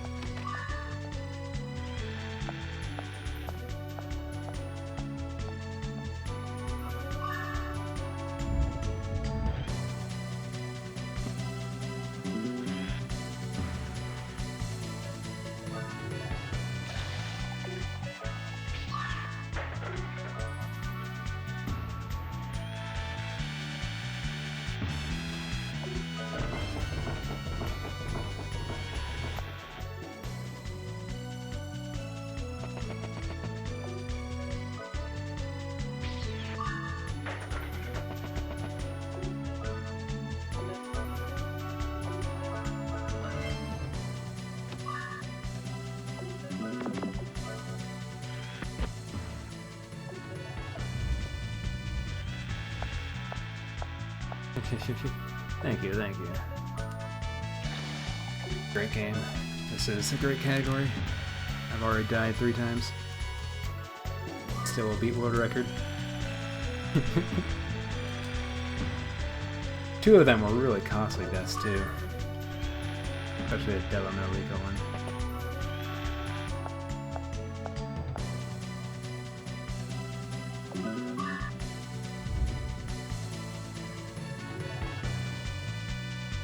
And yet, every time I do a JP run, it's deathless. Well, except Boomerang 2, sometimes I get deaths. But that doesn't really count.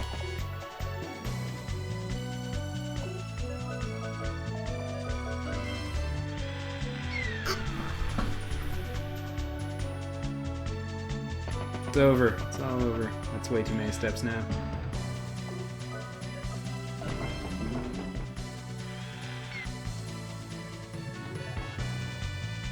And they're all gold.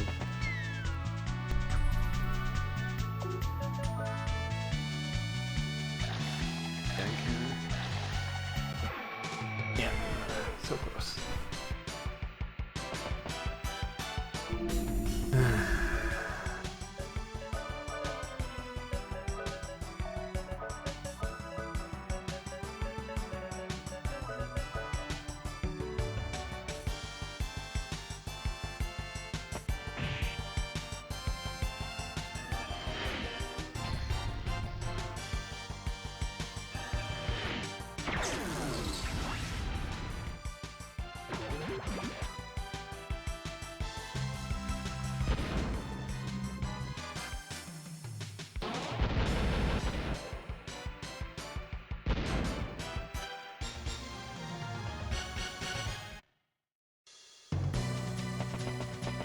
Good news is I don't have to save and reload because reset my step count anymore. Save just in case of death.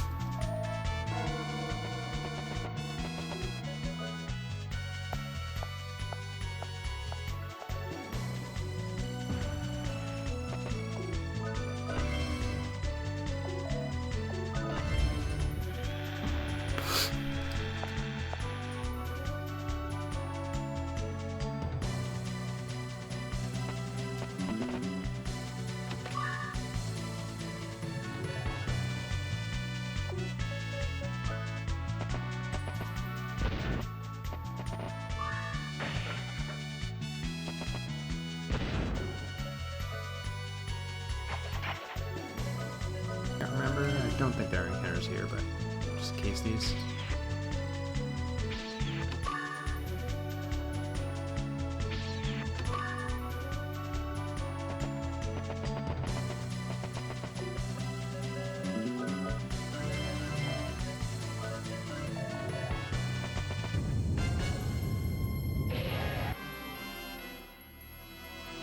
Okay, so this is one of the rainbow fights. Once you get set up with Cecilia, you can start taking this guy out with Rainbow.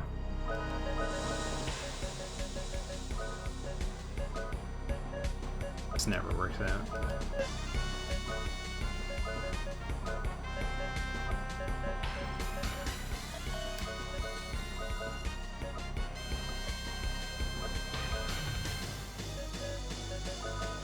He's also really fast, so you want to get the slowdown off.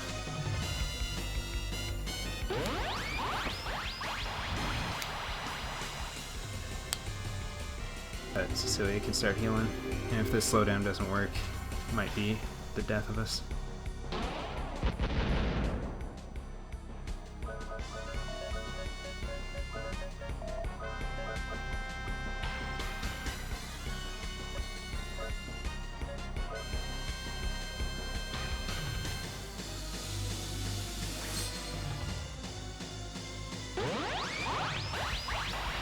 Basically, it has to stop doing that. Start doing damage.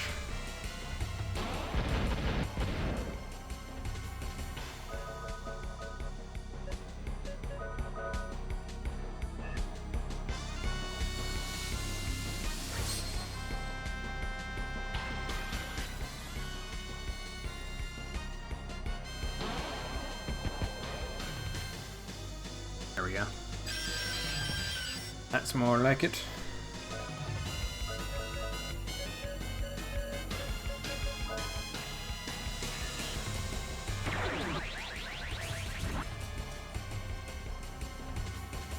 Hopefully that doesn't work.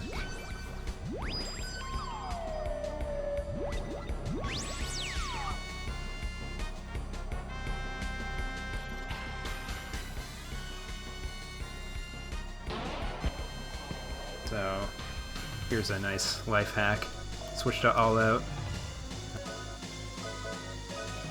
Have him cure it. She'll use rainbow. Life hack. Oh, that's not. I forgot. She'll use the Summon Guardian before rainbow. Wonder how much damage that'll do. Decent. I'll allow it.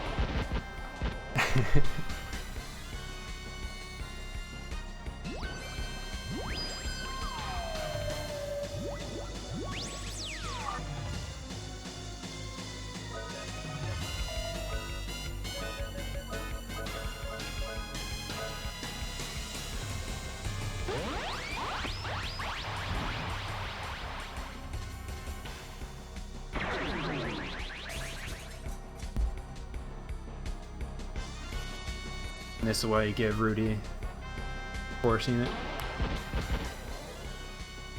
Wobam! Wobam!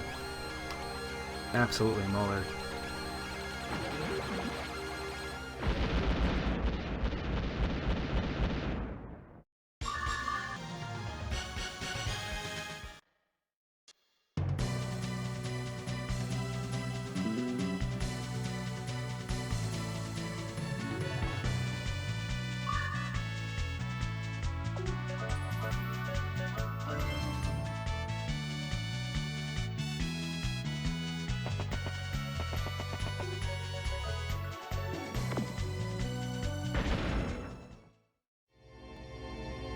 And we get a sword hint, not because we want the actual fast draw, but it lets us get the sword rune, which will buff Jack's attack power by a lot.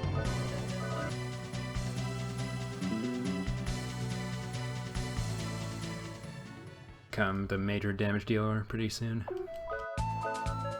We'll usurp Rudy in that department. Now, it's really easy to forget one of the things to do in this segment. There's a lot of little things. Only like 3, but I forgot once, and I will forever pay the price. It's just a bunch of fetching to get the Proto Wing upgrade to the Gull Wing. By a bunch of fetching, I mean you get one thing off of each, and you're good. I'm not sure how I forgot, but I think I forgot to get the or go to the castle here. I just went straight to the beach.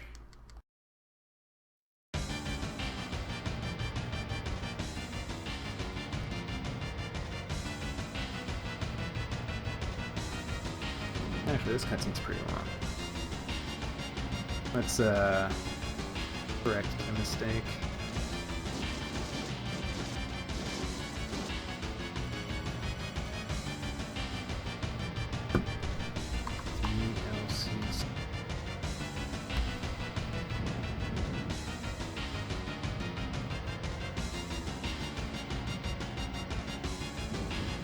Alright. Data face is now... Do I have to refresh for it to work? Okay, might have to refresh.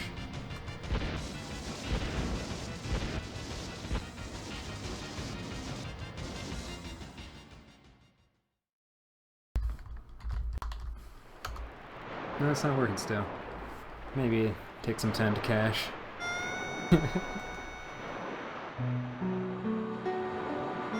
One day. Holman. Oh yeah, I forgot about the 1, 2, 3, 4, 5. Well, I really need that. Well, don't need it for this category anyways. 100% no waste. Would be good to have. Rest in peace! How was 7:55 ever a good time? Well, we'll see what time we end up getting. Pretty high.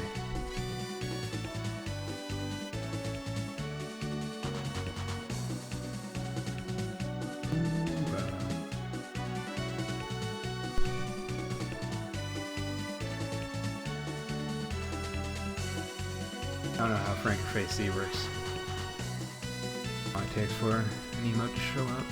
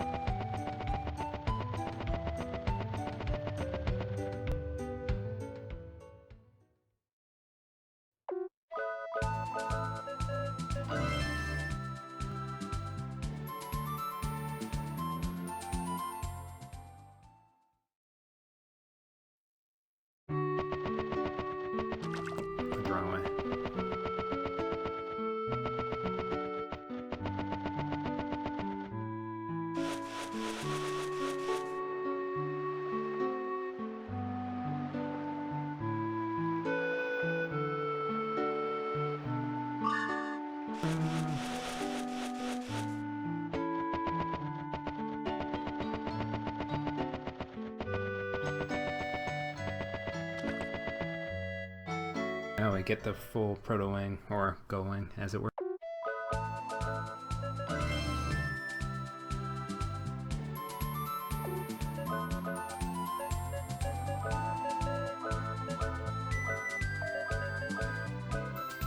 Unequip the poncho. What are these notes today? Laser.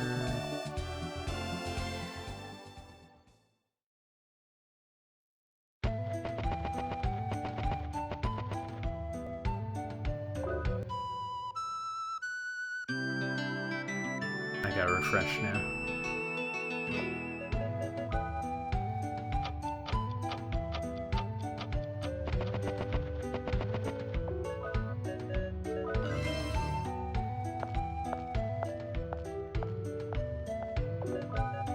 Now it's time to sell everything. We're supposed to have 4?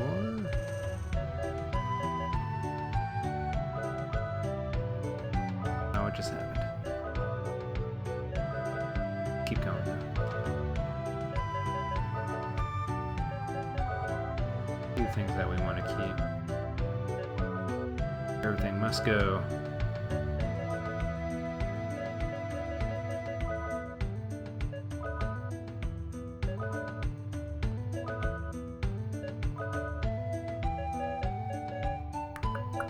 Where's that? Where's Silver Nectar?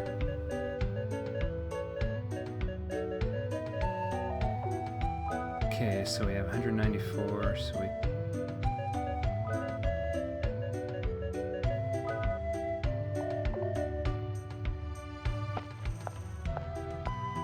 We have a lot of money.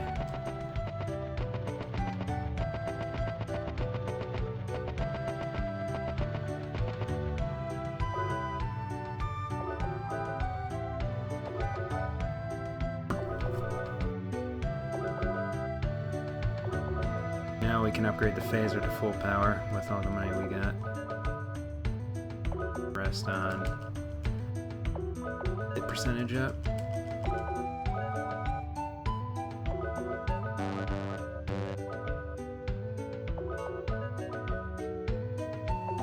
Good.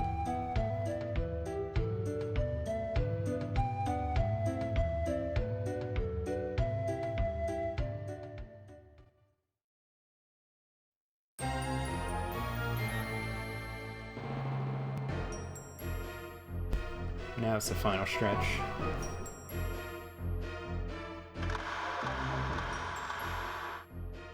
We got all of the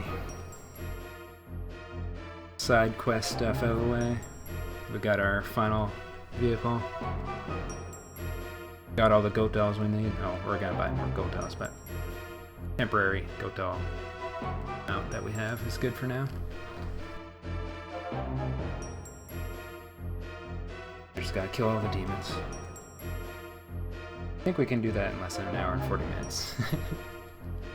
Maybe I'm crazy.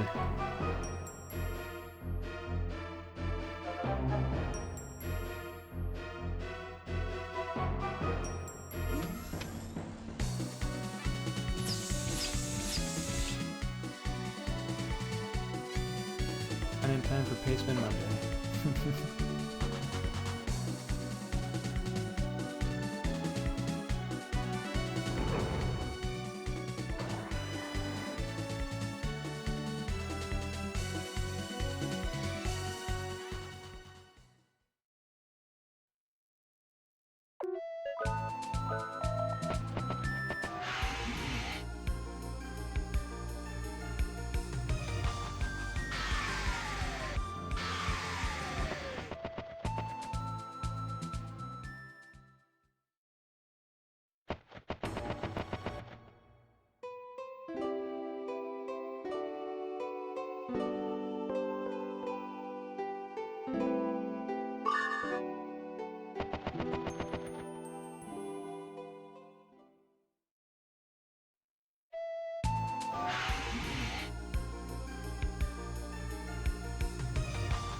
What's speedrunning is dead?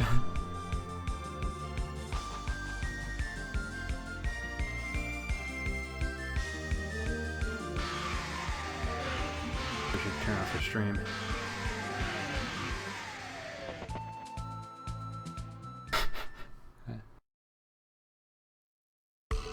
Oh, I see. It's a pretty good graph.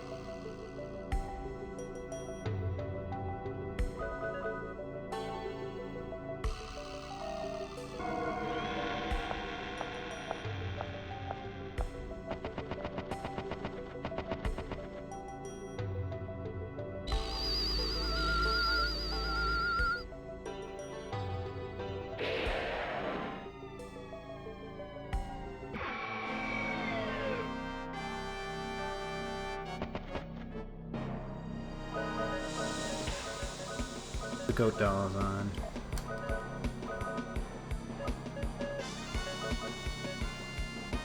We're gonna put Lifeguard in Cecilia so that she can unequip the goat doll and start doing Necronomicon rainbows to kill this guy. The 3 bosses in this dungeon give a crazy amount of experience and Gela, so we're gonna take advantage of that by using lucky cards. So we got the Lifeguard on so we can switch to Necronomicon, and Jack can just guard because he's useless for this fight. Because this guy just keeps buffing his defense. Rudy's arms somewhat ignore defense, so he's still able to do some damage, but magic is how you kill this guy.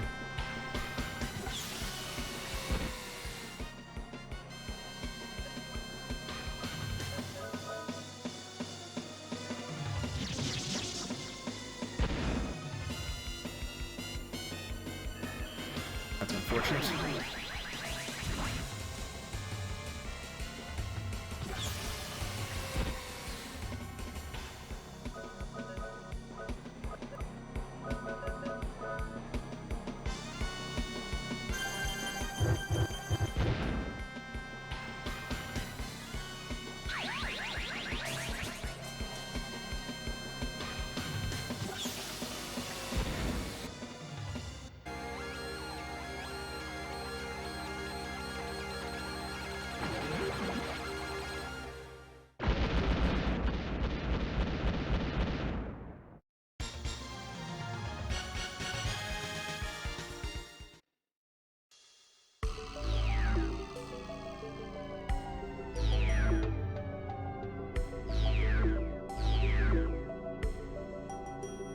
Alright, this is the final split section where your 3 party members are separated so that you can pretty much avoid encounters by switching between them.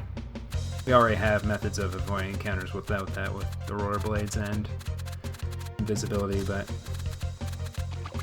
because they're all separated, we can't make use of all 3 of the, or 2 of those at the same time, and Jack has nothing to mitigate encounters. Especially careful with him. And one of the encounters in this place has an enemy that can cast paralysis, which would be no-gooders. Basically be the death of you.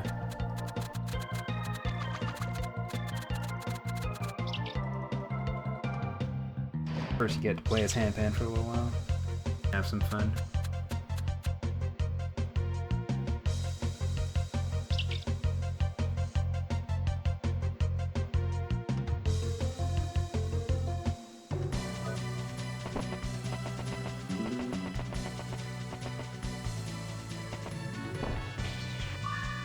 Gotta be very careful with your movement too.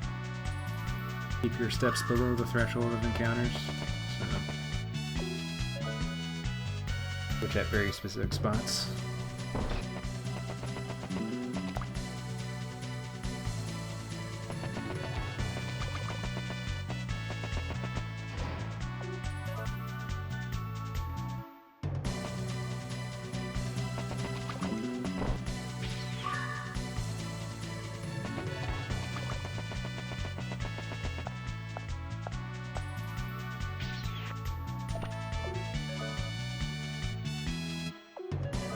Cecilia.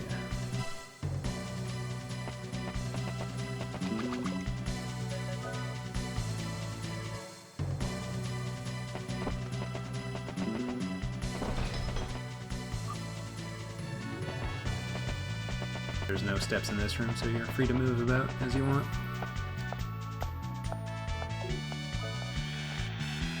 Skate your way through.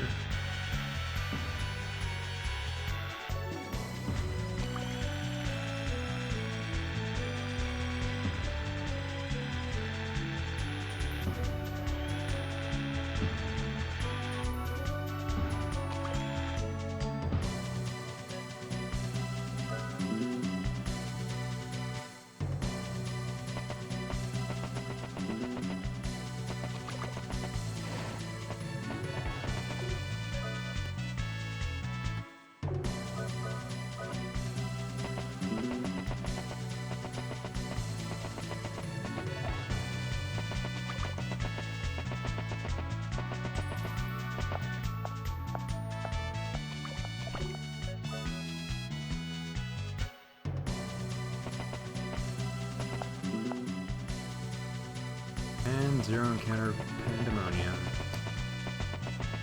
It's the easiest of the 3 split dungeons. There's just the amount of things you have to do where you have to swap between the characters anyways because you can't progress any further. Ends up working out that probably won't go over the threshold just out of necessity. There are some cases where you have a lot of movement, like with Rudy.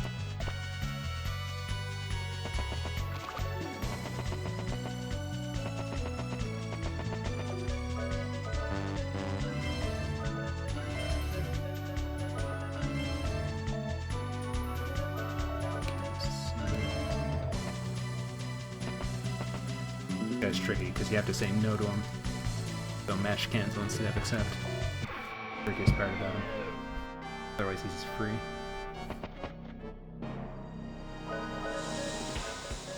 he's pretty much immune to magic, so this is a physical damage fight. Make sure. Okay. Don't want to get caught with no heal equipped. And the cool thing about Cecilia and Jack is that if you have Thunder Rune equipped to Cecilia, she'll be faster than Jack. Otherwise, Cecilia will be slower than Jack, so you can kind of control the turn order that way. And you want Cecilia to be faster than Jack usually, so that she can use Hyper and have Jack do double damage on the same turn.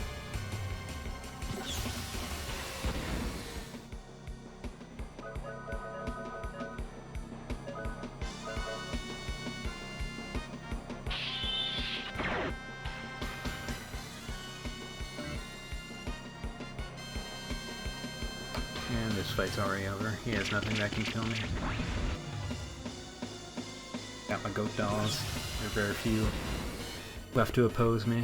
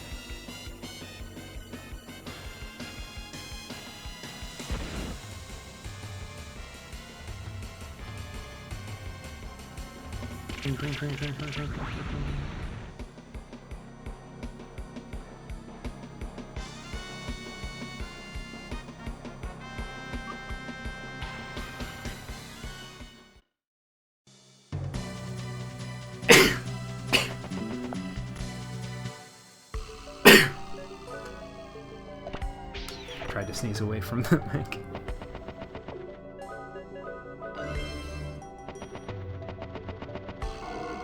That guy has a chance of killing you, so save again.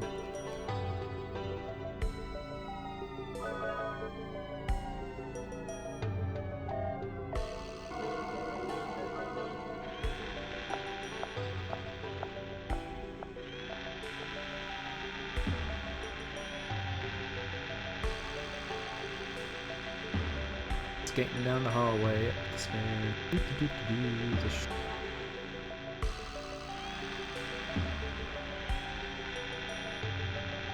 Wait. Whoops. That's not a big deal. Forgot to heal up. Ain't no stopping the rails. The rollerblades.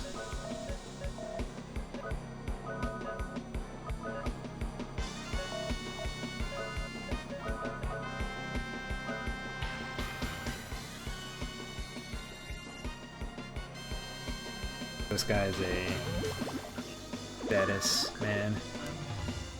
I want to keep status lock on to prevent anything terrible from happening.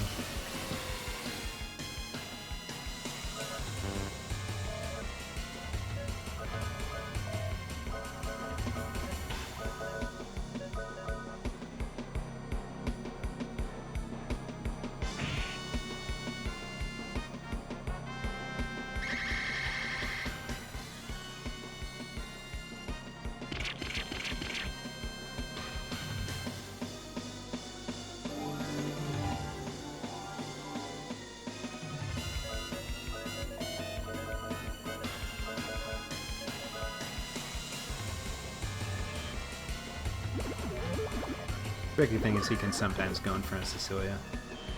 Terrible things to happen.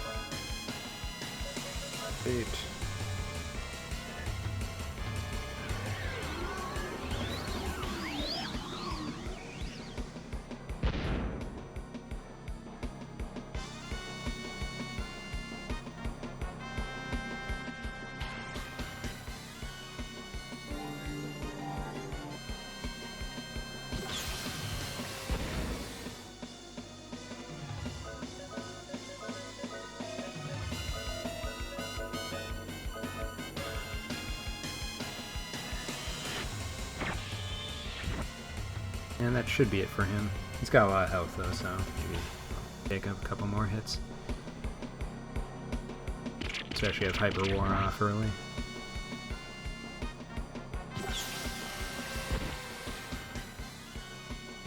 Hyper wearing off early.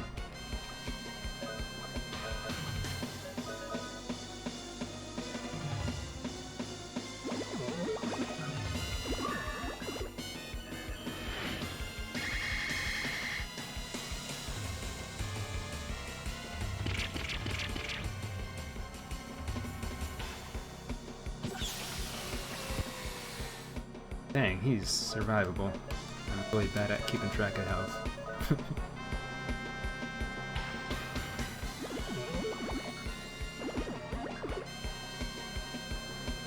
But this should kill him.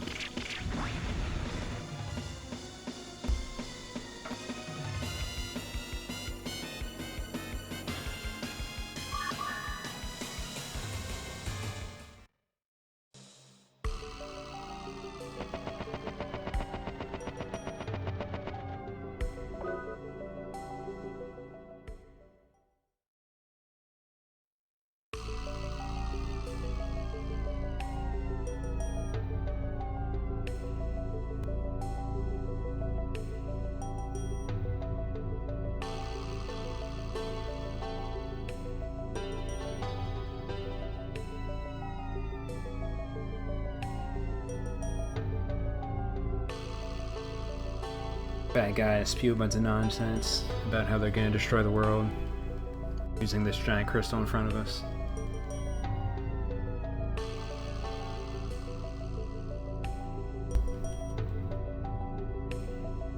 So obviously we're just gonna break the crystal.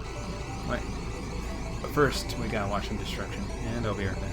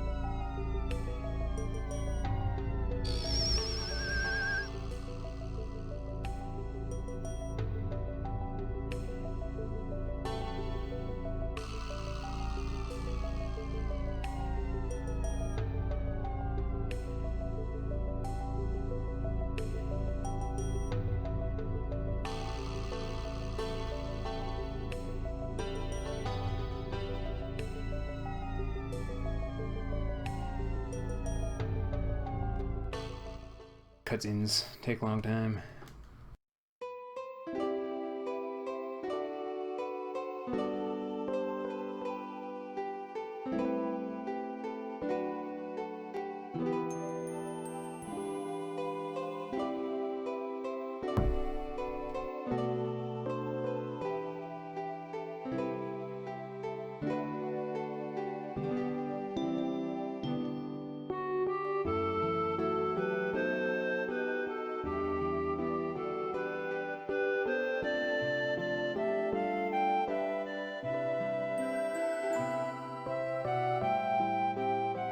Aether's got the right idea for cutscenes. Just play random internet videos. That's his thing.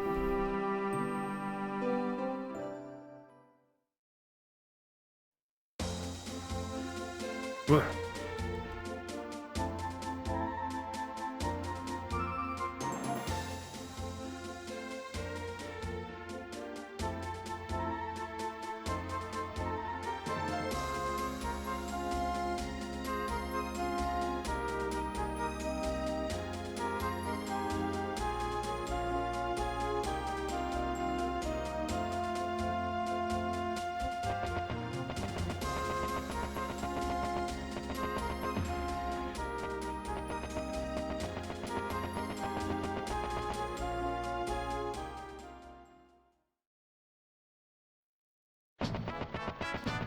And this is our last time we'll be in a town. Well, we should probably save before Boomerang 3. This was a real attempt.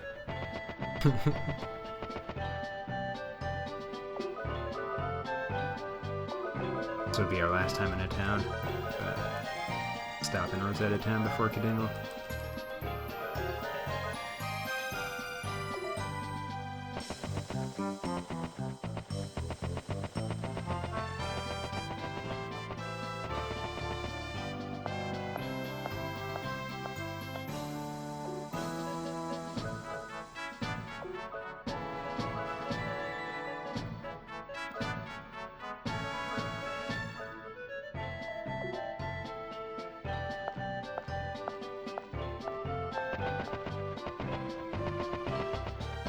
Got all the goat bells we'll ever need, all the potion berries we'll ever need. Gotta kill Lady Harkin and we'll be in the final dungeon. Final set of dungeons anyways.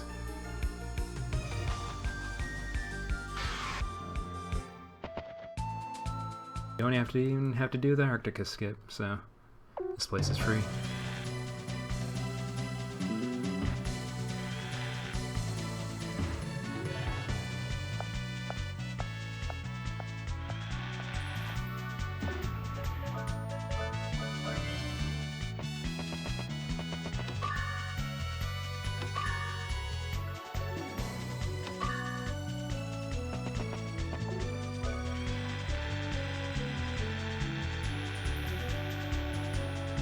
There's the Wild Bunch arm there, but we don't need it. It's also funny that the Wild Bunch arm is in the flashback cutscene. It's just been there. No one's thought to move it. Really heavy, I guess. Shouldn't die to Lady Harrigan. Cough, cough.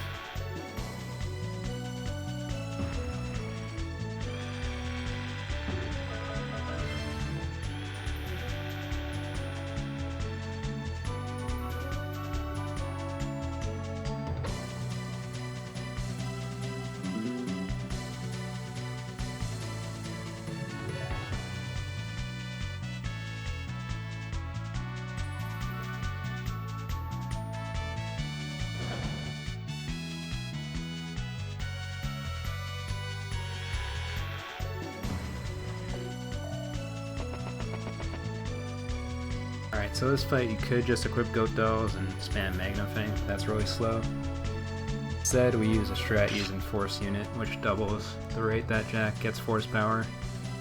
But we can pretty much use Sonic Vision as much as possible to make this fight a bit faster. But because we aren't equipping Goat Dolls, we have to be careful not to die, and we have to heal ourselves. We get one free Magnifying at the start though.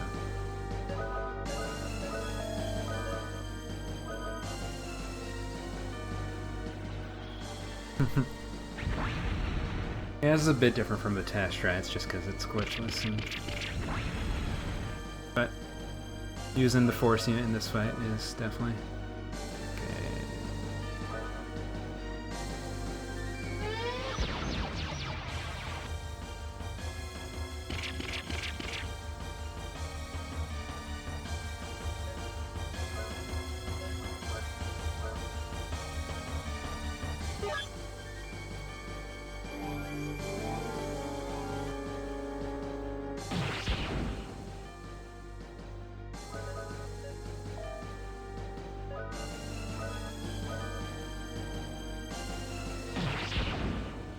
fight kind of freaks me out because you're not using goat dolls.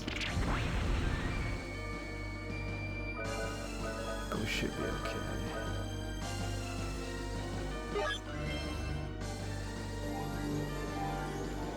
Take it a little easy.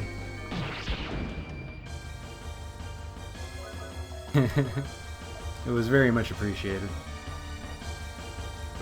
And to be fair, that's also where the new movement tech ended up coming from. I reviewed those notes and realized there's something I missed the first time I perused it.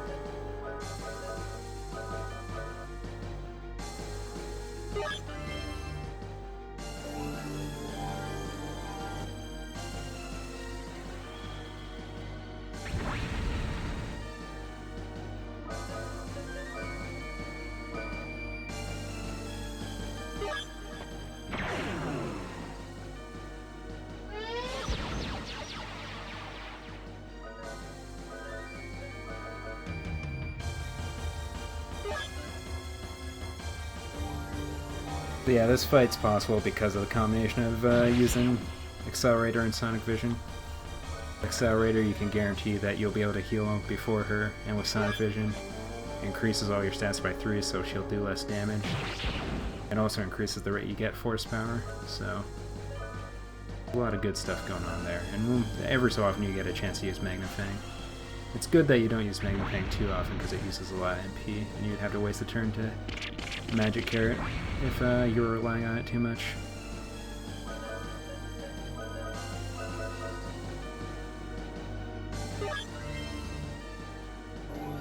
So with the combination of Accelerator and Sonic Vision, you never die to this fight as long as you're careful not to overreach.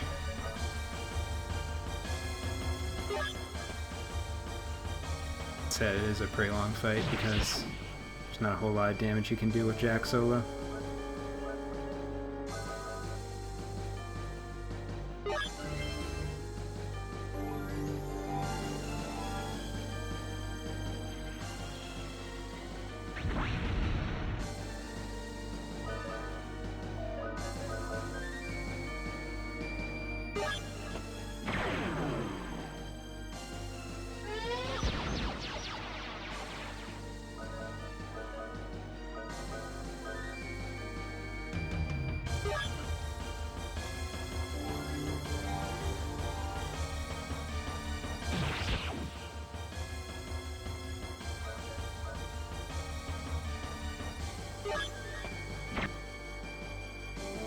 And well, bam, there it is.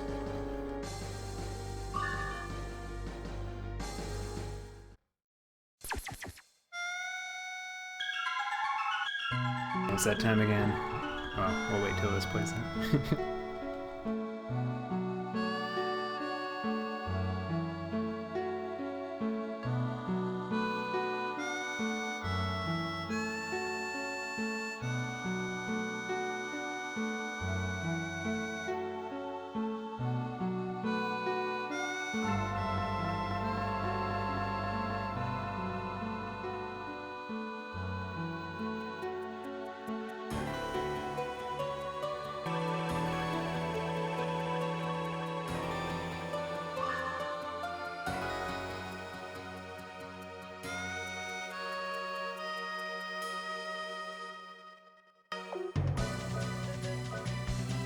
And now it's time to raise your dingles. Woo! You'll never die.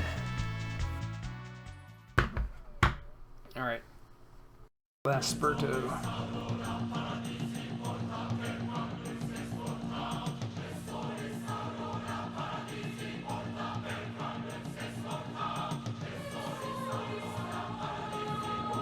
Battery's low. Oh.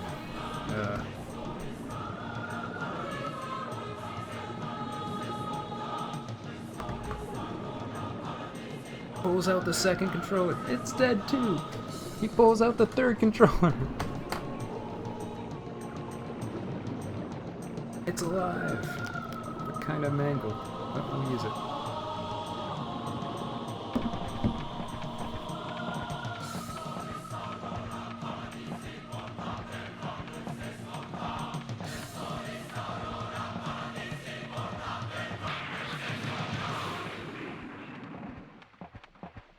Always charge your controllers.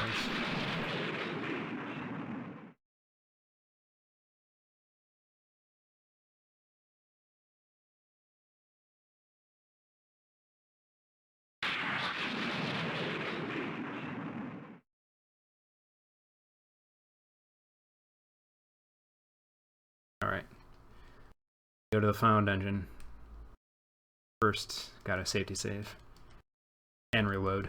One good thing about safety saving is that I can also reload, so don't have to waste a bullet clip. I do have plenty though. Haven't had to use any extras.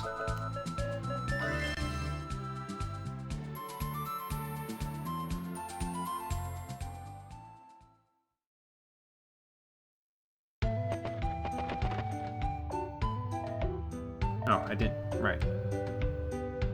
Well, I'll rest. I'm here, so...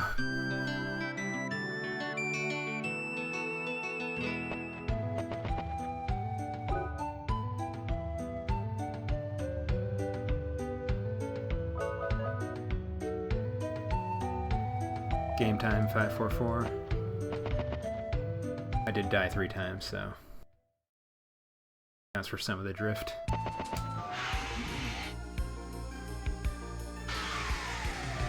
Not where I want to land.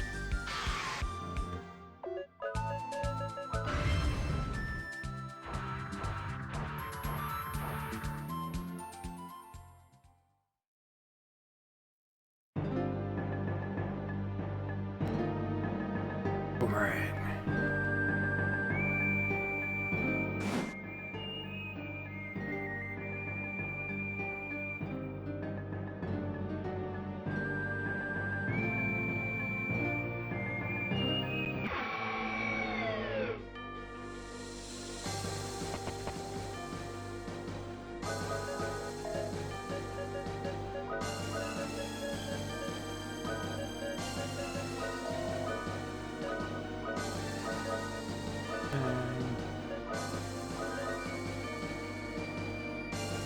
So, they have a decent resistance to magic, so there's no point in having Cecilia do any damage, so focus on buffing Jack and then bringing Boomerang's armor down.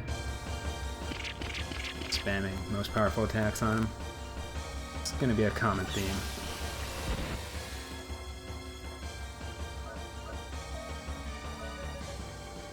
Wait, was there some...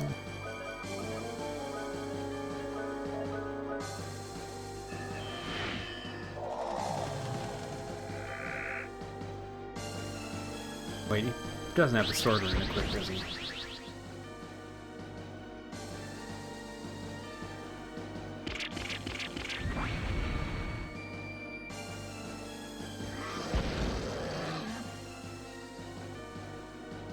So this is the danger of Boomerang fight, because even if you have goat dolls, they can focus target, kill sword.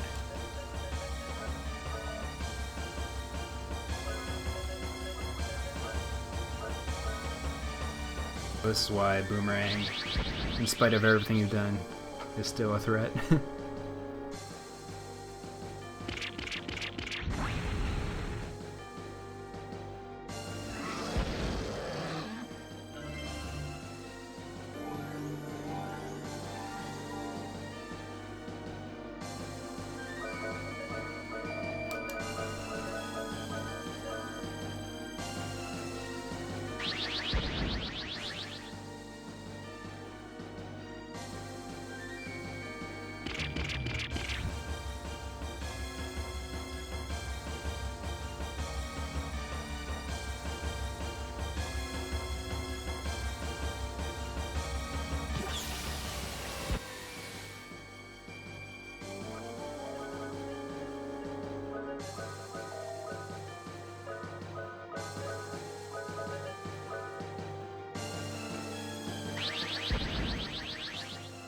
Bad part of Cecilia dying is that we can't use high revive, so we have to waste the 4 revives. God.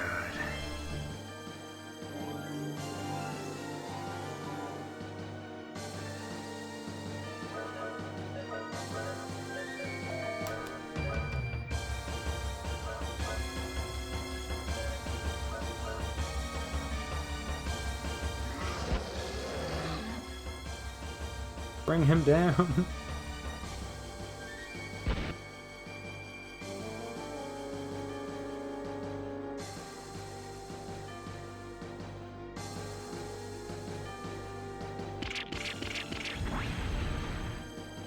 Okay, he's dead.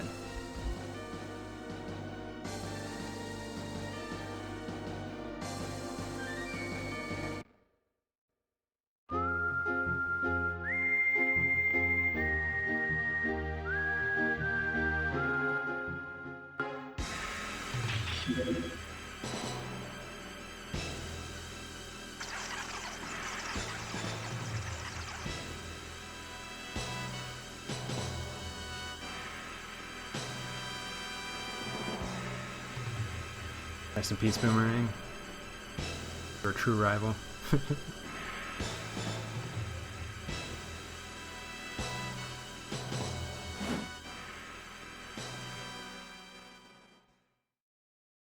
Yeah, it fights the last major. Well, Mother Fried can technically kill you.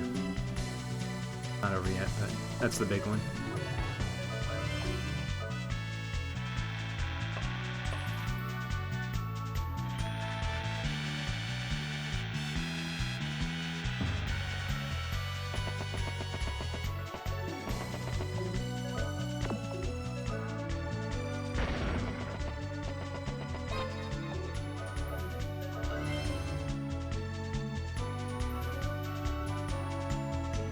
Exit and re-enter. Exit and re-enter.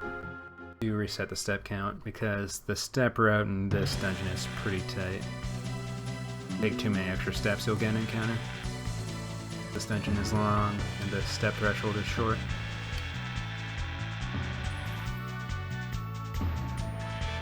Gotta skate everywhere.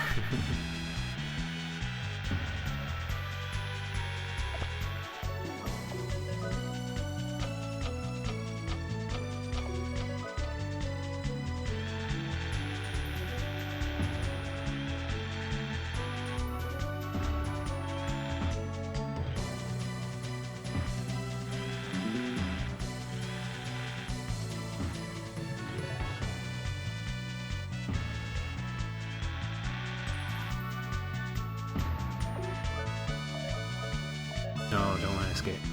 That would be bad.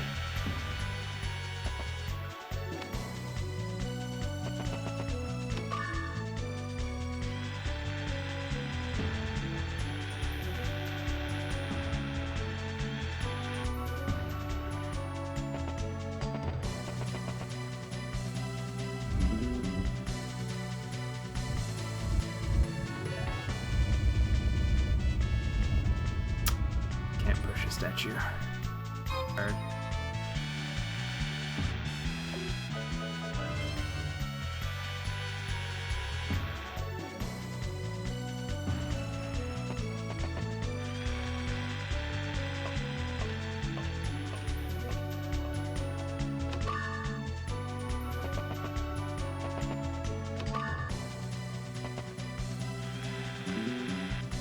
Should be good on magic.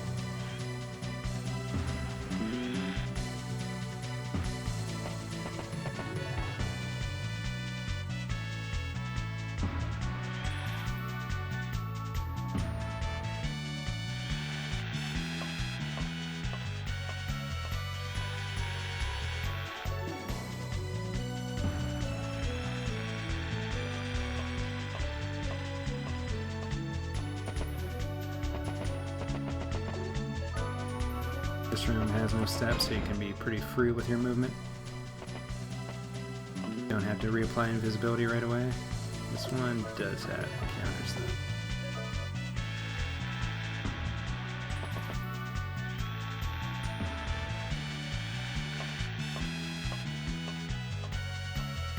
Green rooms never have encounters. There's only 2 of them, but neither of them do, so it makes sense.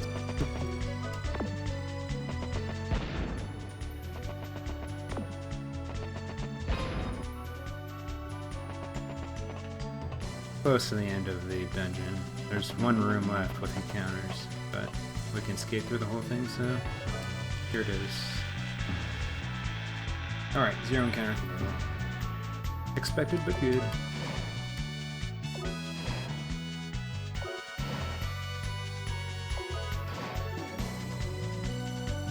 It's the hardest puzzle in the game. You gotta throw each switch once.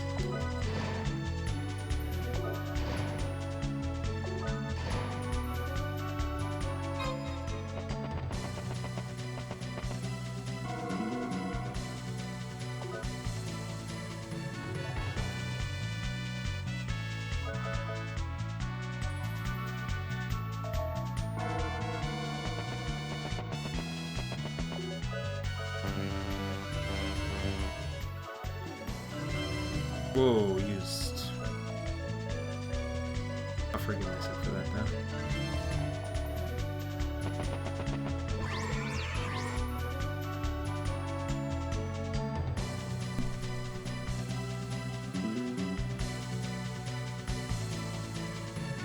This is the last boss of Kadingle, then I'll be on to Malduke.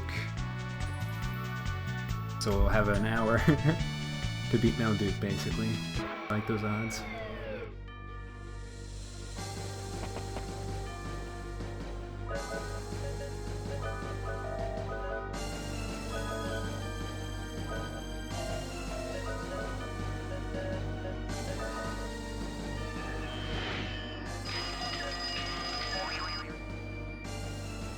Shots for this fight are kind of risky. Because he's weak to Saint, so we're just gonna equip Necronomicon and Devil Rune to Cecilia and spam Saint. And hope he doesn't attack Cecilia, basically, is the strategy.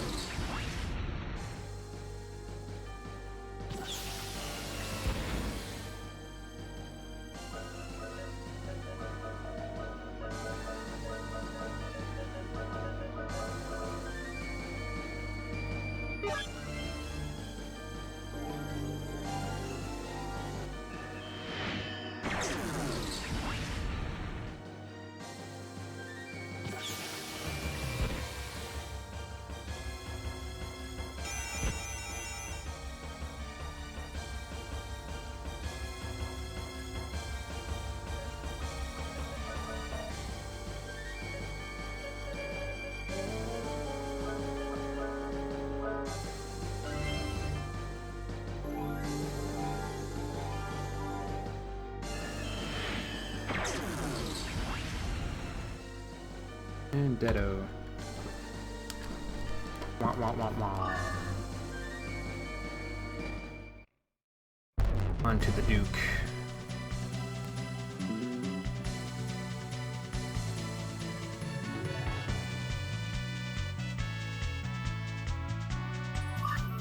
Tuva is less capable of trolling than Glitchless, thankfully.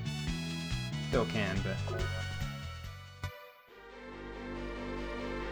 we got anti-magic on our side.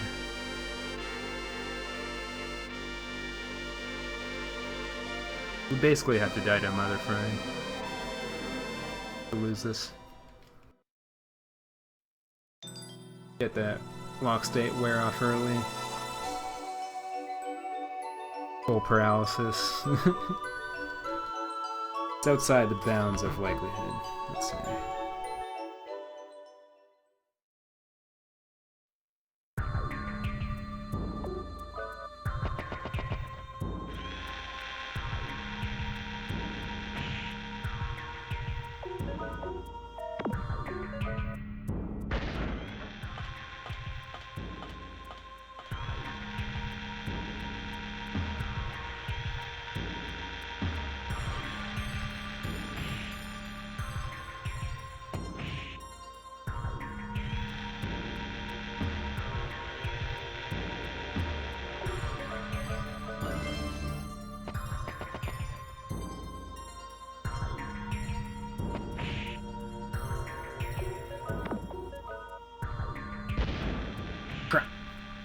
was close enough.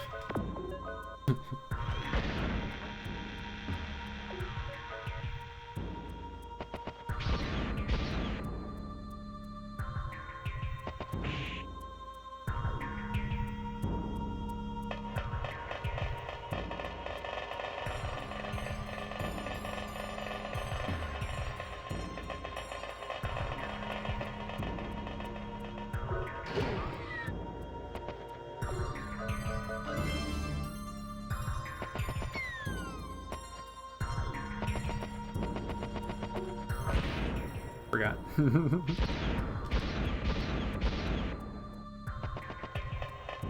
Cool thing about the pipes is that you don't incur steps while you're in them, so you don't have to worry about visibility wearing off while you're inside and getting screwed.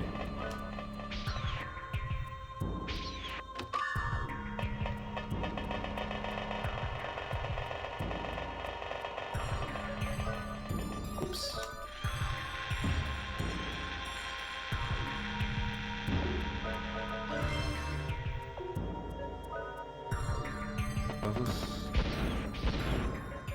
Now, if invisibility wears off while we're on him, it makes us fall, but we reapplied it recently, so not a threat.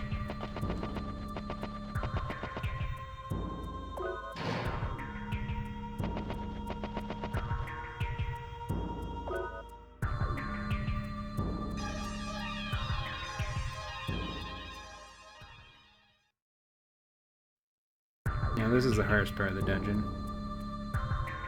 It's a very long segment. Threshold isn't super high. You gotta use as little steps as possible.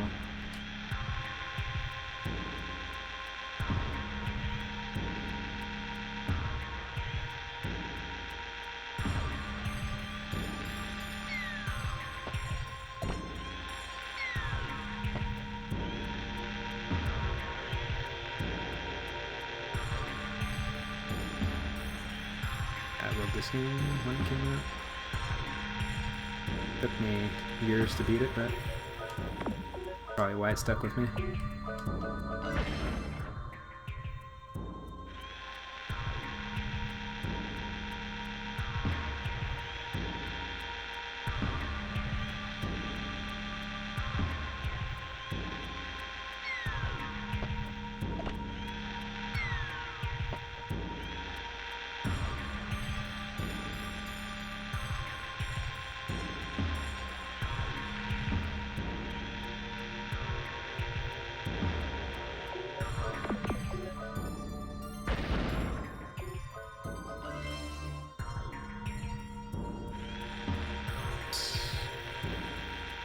Boys, that's right.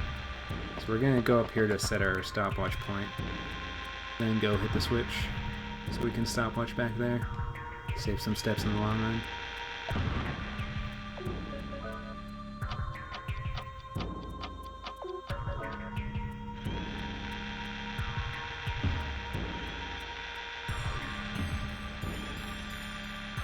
Recycle. Back when that was a big deal.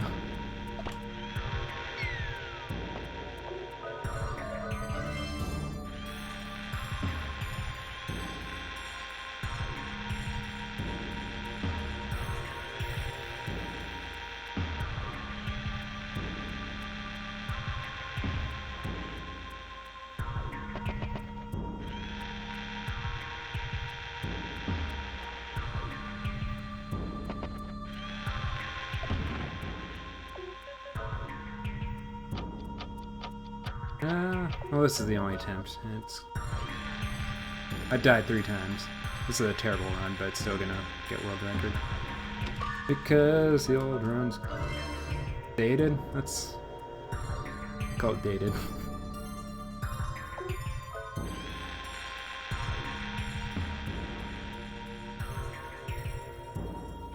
That's statue area complete.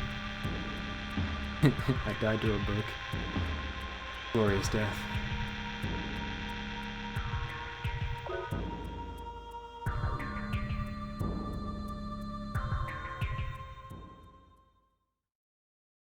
And now, we gotta break out the faith in Lord of Ultima.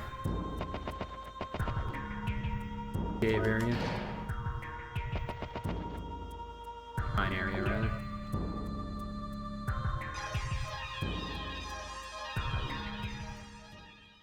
Yeah. And my next run will be December 20th.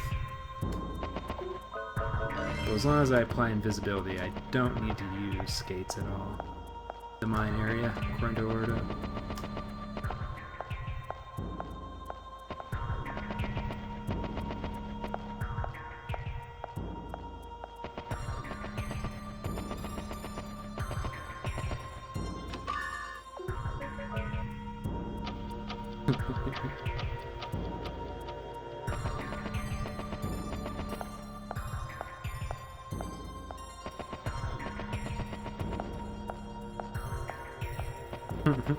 I believe it won't fail.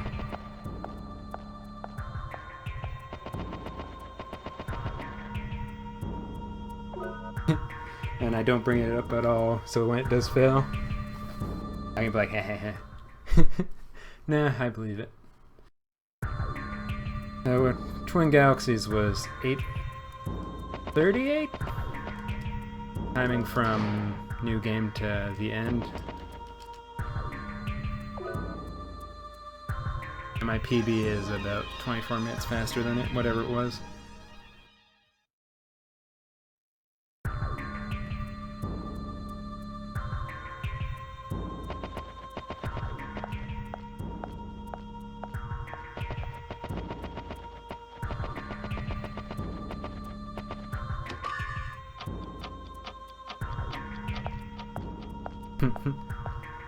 Yeah, it's weird that it's such a good time, even though I'm kind of crapping on a time that's better than it.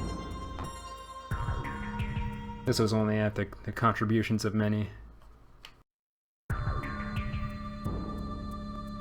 As well as looking at behind the scenes code. Just one Maverick getting a really good time. It's pretty impressive.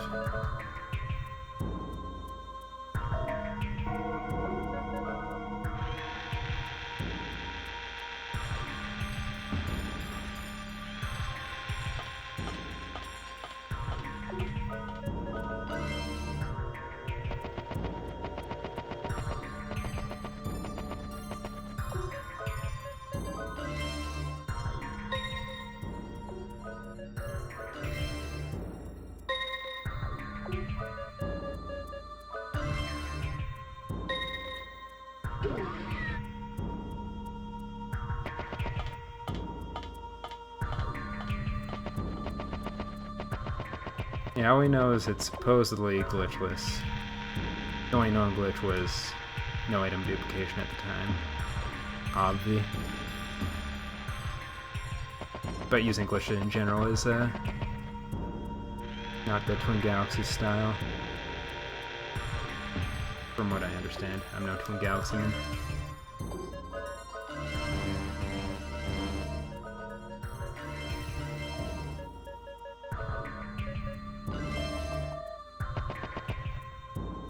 Burial!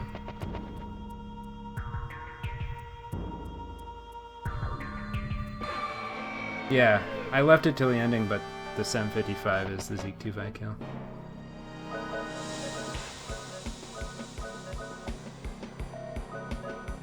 Just have this order equipped.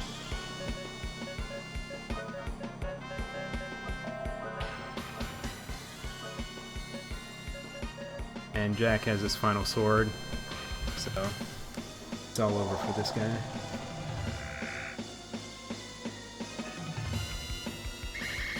Yeah, the rules said new game to the end, but it was a really boilerplate rule set. It also said it had to be in factory default condition, so who knows what that even means.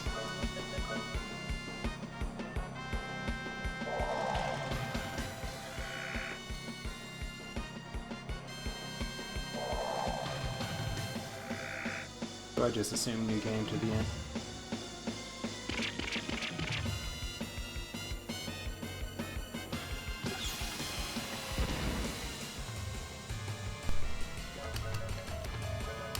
One day I'll remember if I need to re-equip goat dolls or not.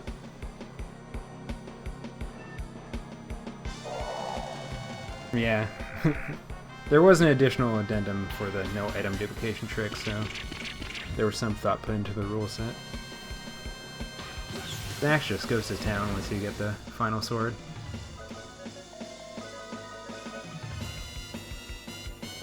Yes, too fast this speed. No wonder.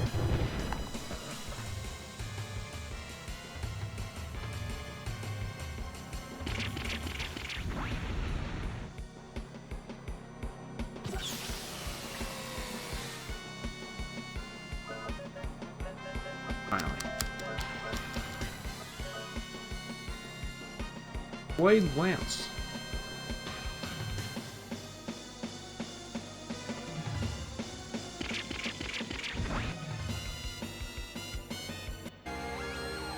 One more to go. Well, 3 more to go.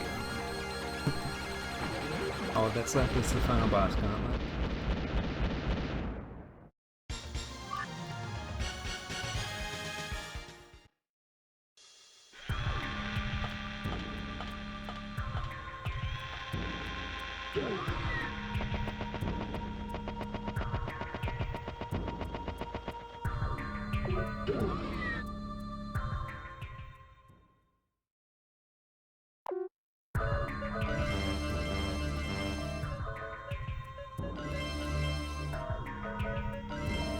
Get hold back now.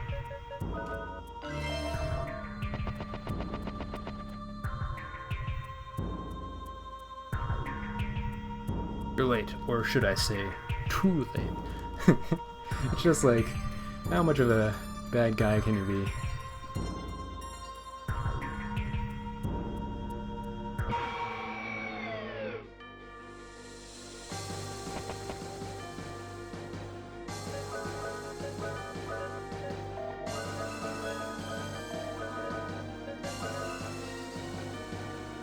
Now this guy can cast shield, which is basically the opposite of an arm down.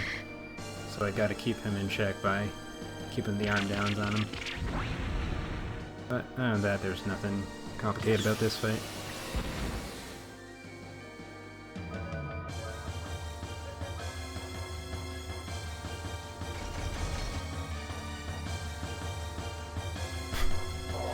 Indeed.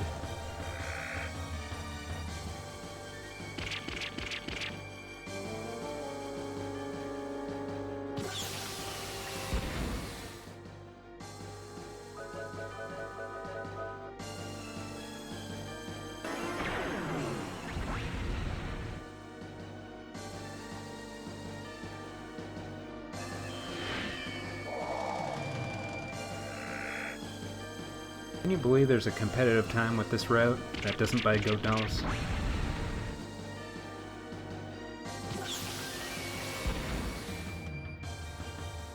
Still think my route's better, but I didn't think they'd get as low as they did.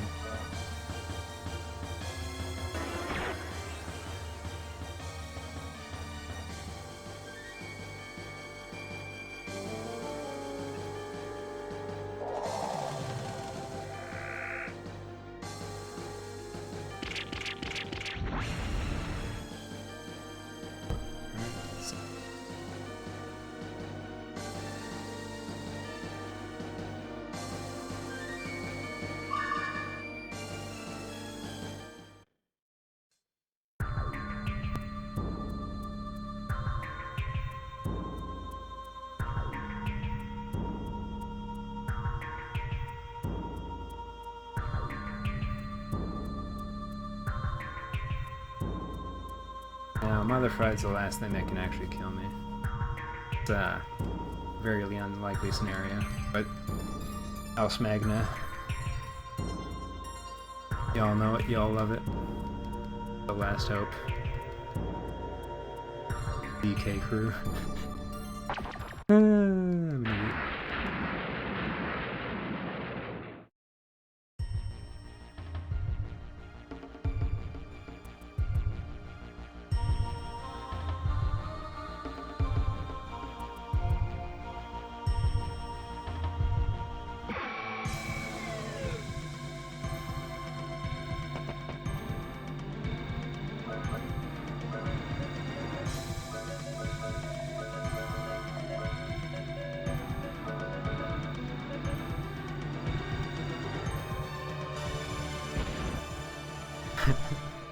I have like a foul response whenever I see an attack this late in the game that will kill everyone, even if I know the goat dogs are re-equipped.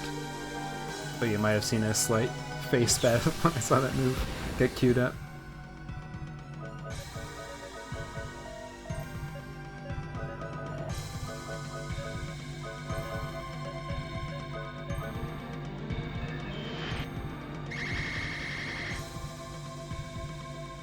This is a caterpillar woman holding her son that she was inside just a moment ago. Not a real son though, so it's cool.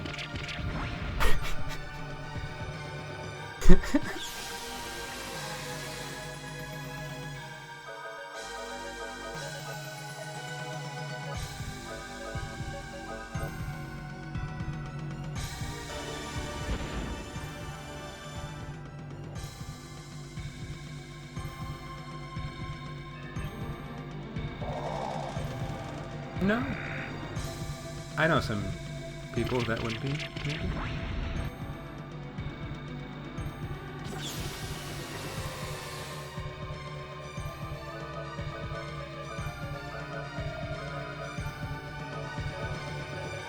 That's a pejorative where I come from, though.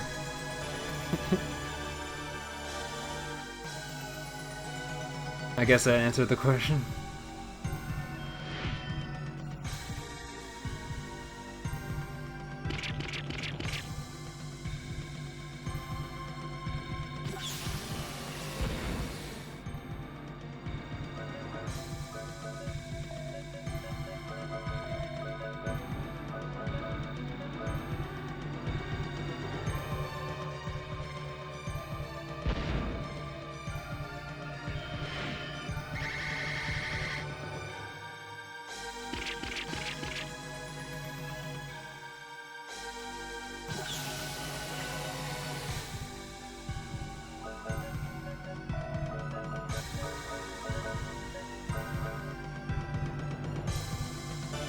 Make sure the lock state keeps.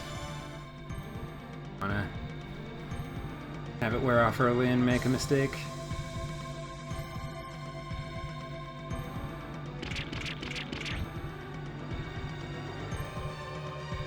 Hyper wore off early.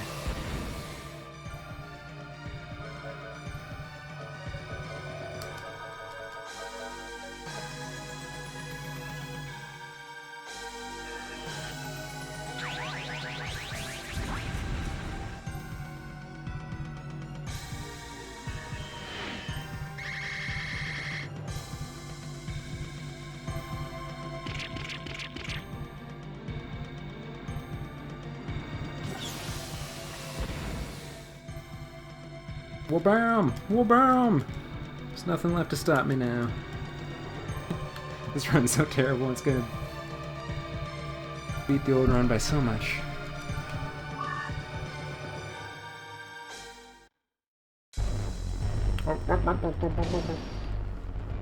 I'm choking on the galaxy. Where'd those planets come from? That's what I want to know.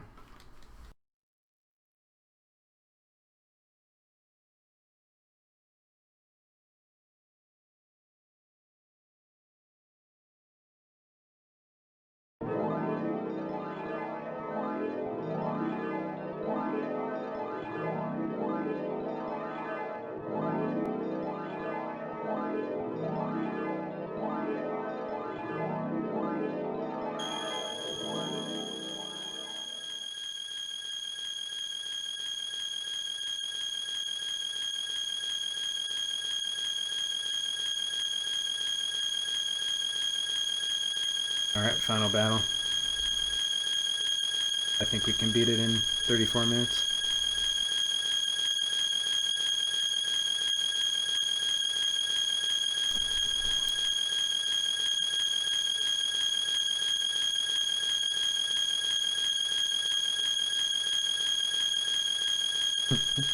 Someone say nerd.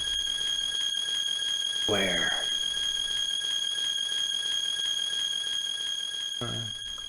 Look like I checked the Fear list, you see. It doesn't look like he's here anymore. I don't know what that was about. Unless he's still here.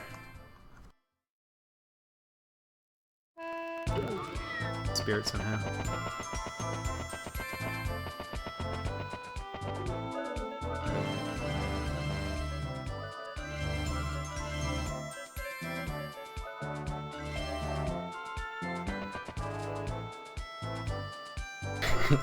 Turn the game console off. Alright.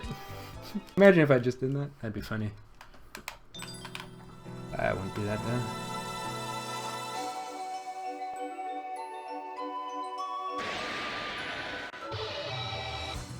Alright. Levi, the end of everything.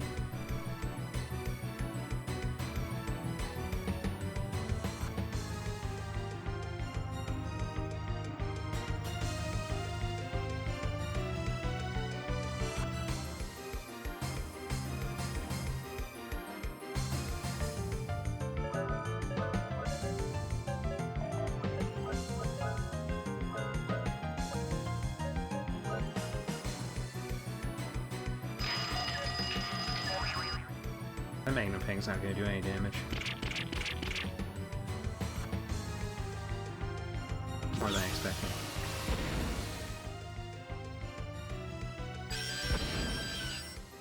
Proton Beam!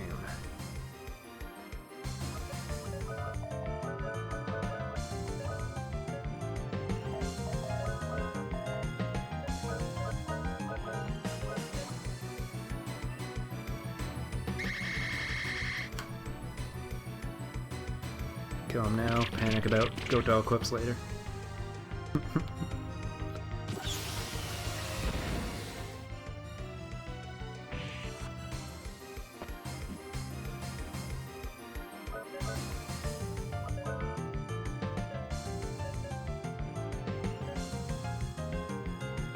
Now he can't heal. Nothing left he can do.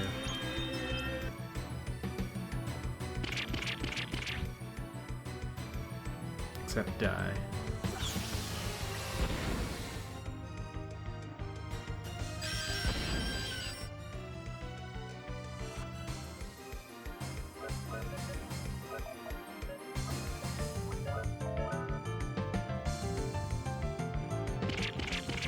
And in the exact opposite of No Ace, this is who he just stands there and guards.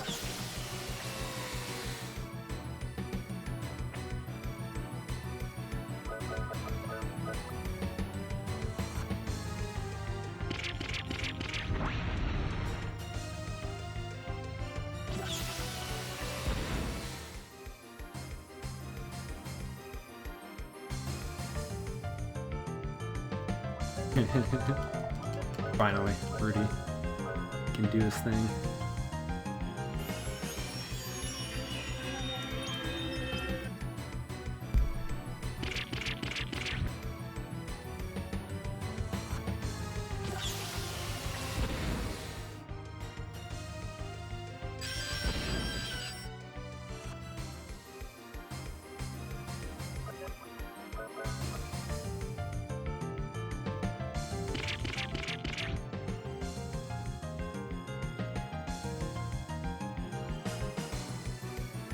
And that is the new world record.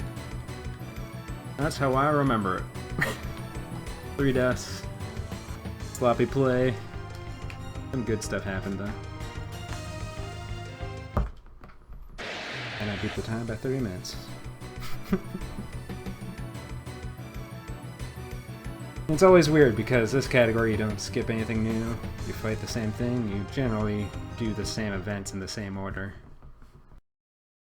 But you can still have a 30-minute time save. Even when the 755 was considered good at the time.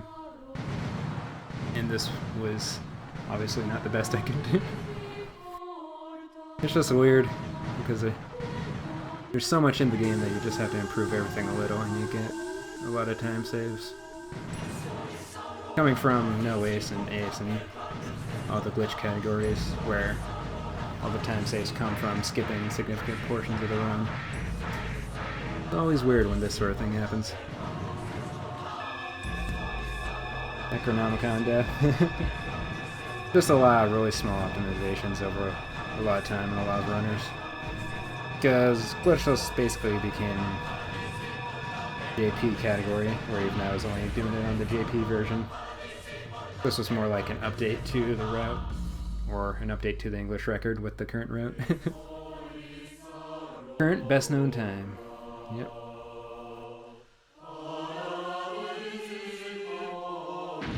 Yeah, I came up with... The big thing that I changed was using auto battle a lot more. Then Gizami came up with using the rings to make fights faster and easier. And making Jack more useful earlier in the run by buying his swords. I initially didn't do that because it wastes a lot of money, but it ended up being worth it. And then Pokita came up with a lot of the money route changes. Specifically, equipping the pouch on the Mecha Drake is a big one. But there's a lot of... I don't really know how it happens. Because you end up with a lot more money. Also, I shortened the Wyvern grind. It used to be like you fought 5 Wyverns. But now you just fight 2. And wandering out. So yeah, it's just a kind of really small things that added up. And I'm not sure what the best time of this category would end up being in English, but definitely way better than this. Della Metallica death was pretty costly. Then the Boomerang 1 death was pretty bad because that fight lasted a while. Boomerang 2 death wasn't a big deal because that fight didn't last long because it's a Boomerang 2 fight. Yeah. I slide down this chair.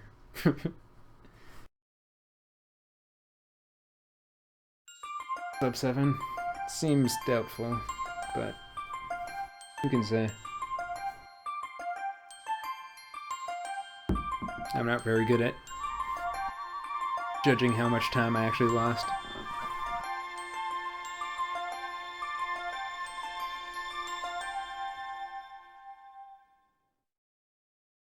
And this was with safety saves too, so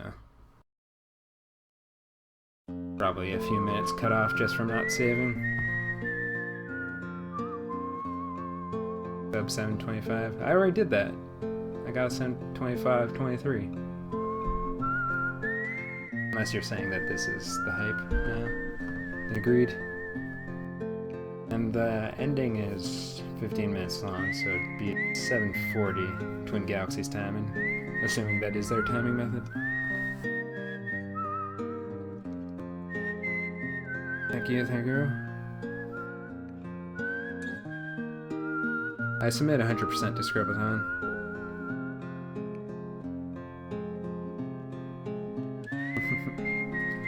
Figured. And 100%'s fun in its own way. A lot more freedom in the glitches you can use versus a no ace, because no ace is all about taking the shortest path to the final boss. There's 100%, you gotta do everything. Get wacky with it. Thank you, thank you.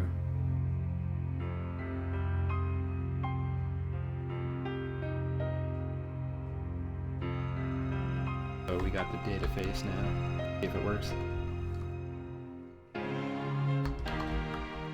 It's not working. I don't know. Maybe someone else is seeing it. Is anyone else seeing it? Maybe you have to stop the stream and restart it. Kinda.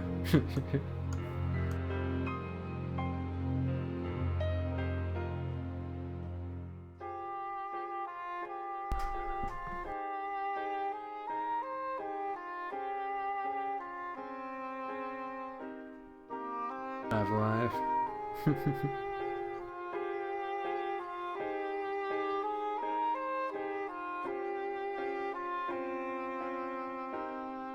Times like this when you realize this ending is real long. Not a whole lot I can remember about the run. I didn't do anything wrong, I don't think. I died, but dying doesn't mean you did something wrong. Just means something went wrong. Can't remember. I did a lot of like tiny mistakes, obviously, like double talking way too much, forgetting where I'm going, having to backtrack a little bit, but nothing major.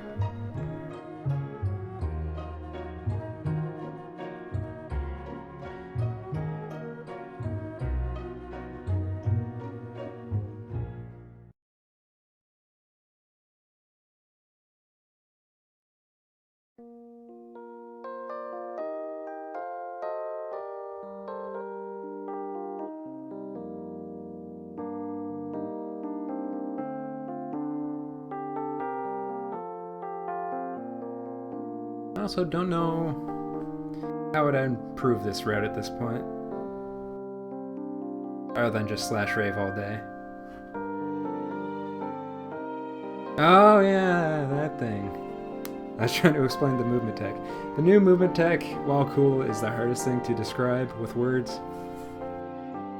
At least for me. And I find things hard to describe with words in general, but especially that thing. Taking all my brain power to formulate the sentences and ended up not talking to Johan.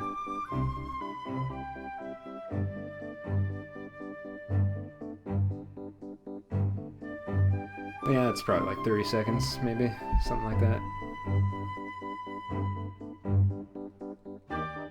Like there's no major grinding segment anymore. Fights are all pretty good.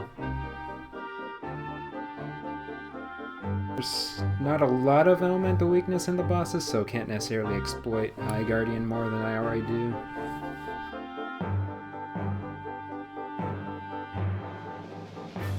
But yeah, I don't really want to go full slash rave. Gazami was right in criticizing my initial strategy of all slash rave all day. Because that's just insanity. For now. Might become a day where the only thing that you can do, but that'd be a terrifying day.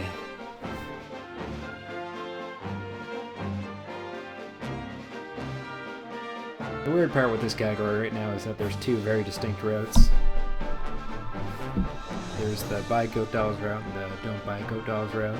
And they're pretty much irreconcilable. Because all the strats in the no goat dolls route. Not that it's like a separate category or anything, but they just don't waste the money on buying all the goat dolls and don't get the black pass for whatever reason. And instead rely on surviving the fights.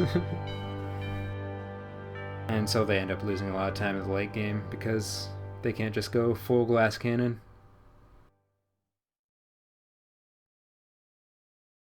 But they still got a sub 7, so it's a legitimate route. We're sub 7 too.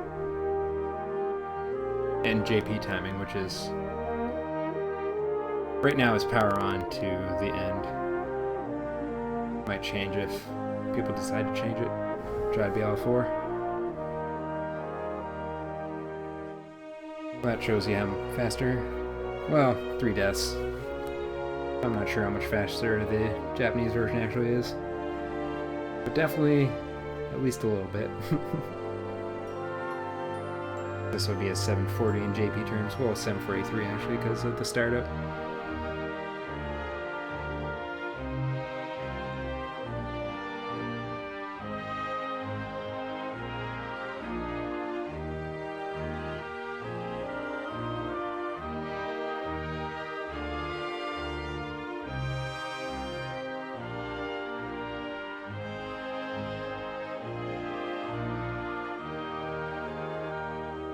The nice part about this run was not having splits comparing against.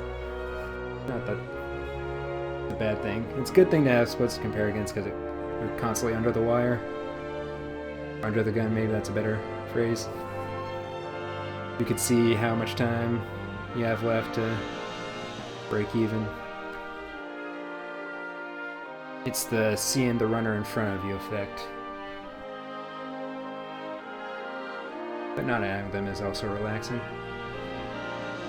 Especially when you'll know that you'll beat the time by a lot anyways.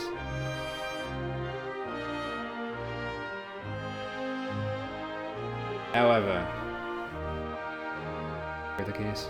And the next time I'm running this is December 20th, where I'll be running Glitchless in the morning, Ace after that, then no Ace, then finish off the night with 100%. Before that, there will be Wild Arms 100% in the Scrubathon 6? Question mark? I think it's 6. And I want to do some rerouting of that because optimizing that route's impossible, so there's probably something I can figure out. Maybe do a stream if there's really dumb stuff I'm doing, otherwise. I don't know if you'll see Wild Arm. Maybe if I try to get the sub 135. I don't want to do another Glitchless attempt until the 20th. Just a special birthday thing.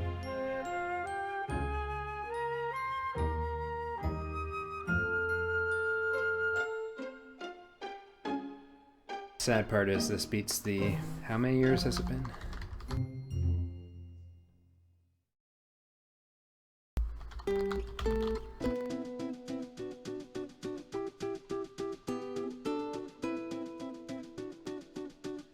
This beats the 44-year-old record of 7:55:37. But something tells me that when this run is posted, it will also be 44 years ago.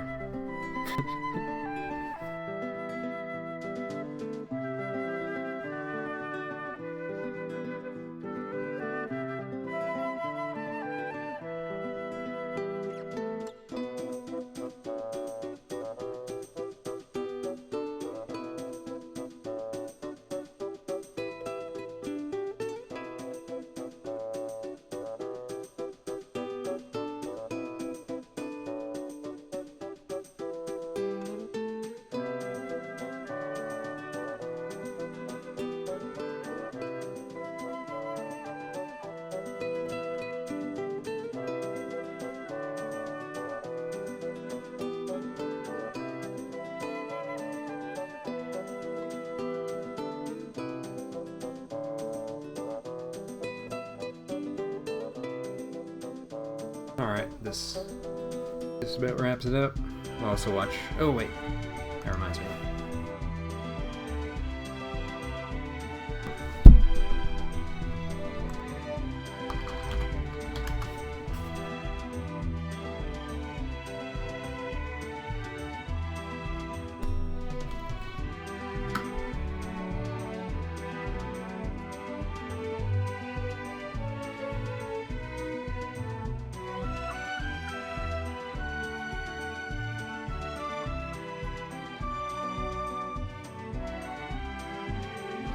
And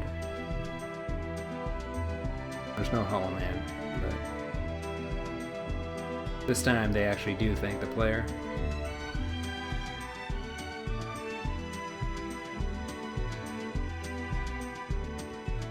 Thank you, player. Play on, player. Or the entity, maybe.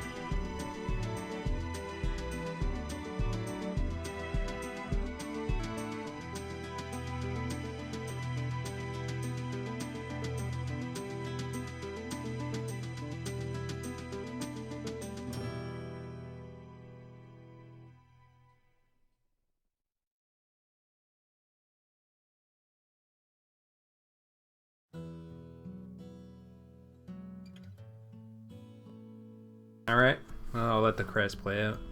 Gonna mute the mic, then sign off after the credits. But, see you then.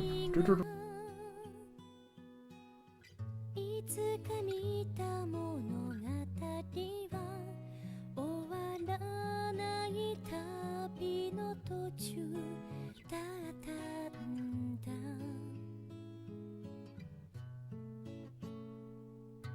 長い間両手に包んでた息が微笑みに変わり出したその時夕日の中いくつかの影が揺れ始めて笑顔を確かめるようにほら振り返った並んだ足跡やがて荒野の先で広がりそれぞれが思い描く明日へ散らばるけど誰もがわかってるいつか約束の日が来たなら渡り鳥が戻るのはきっとまたここだから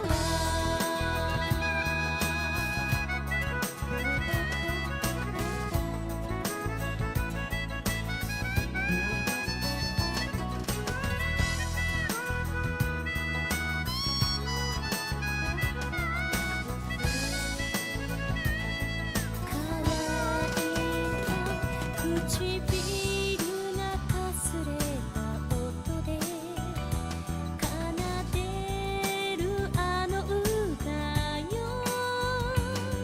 君が描く明日へと届けささやかな風になって広いこの世界にみんな一人ぼっち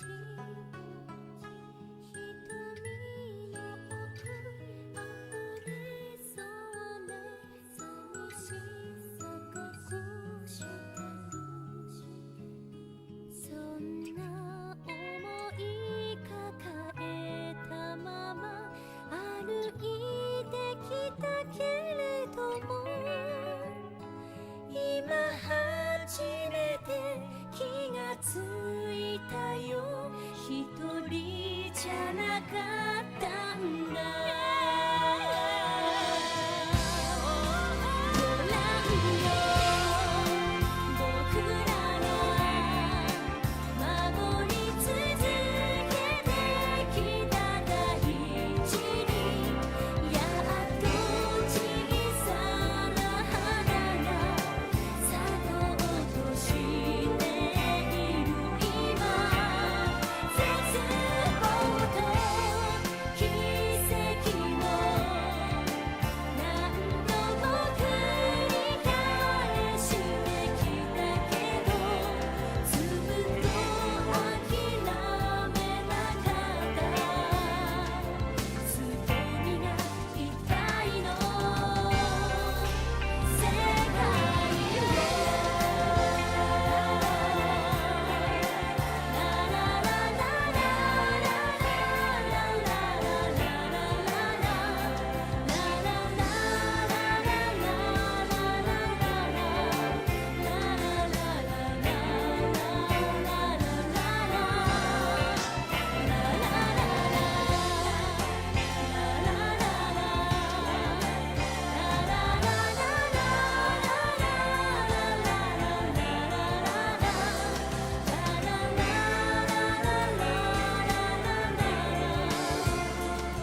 つぼみが足跡呼んでる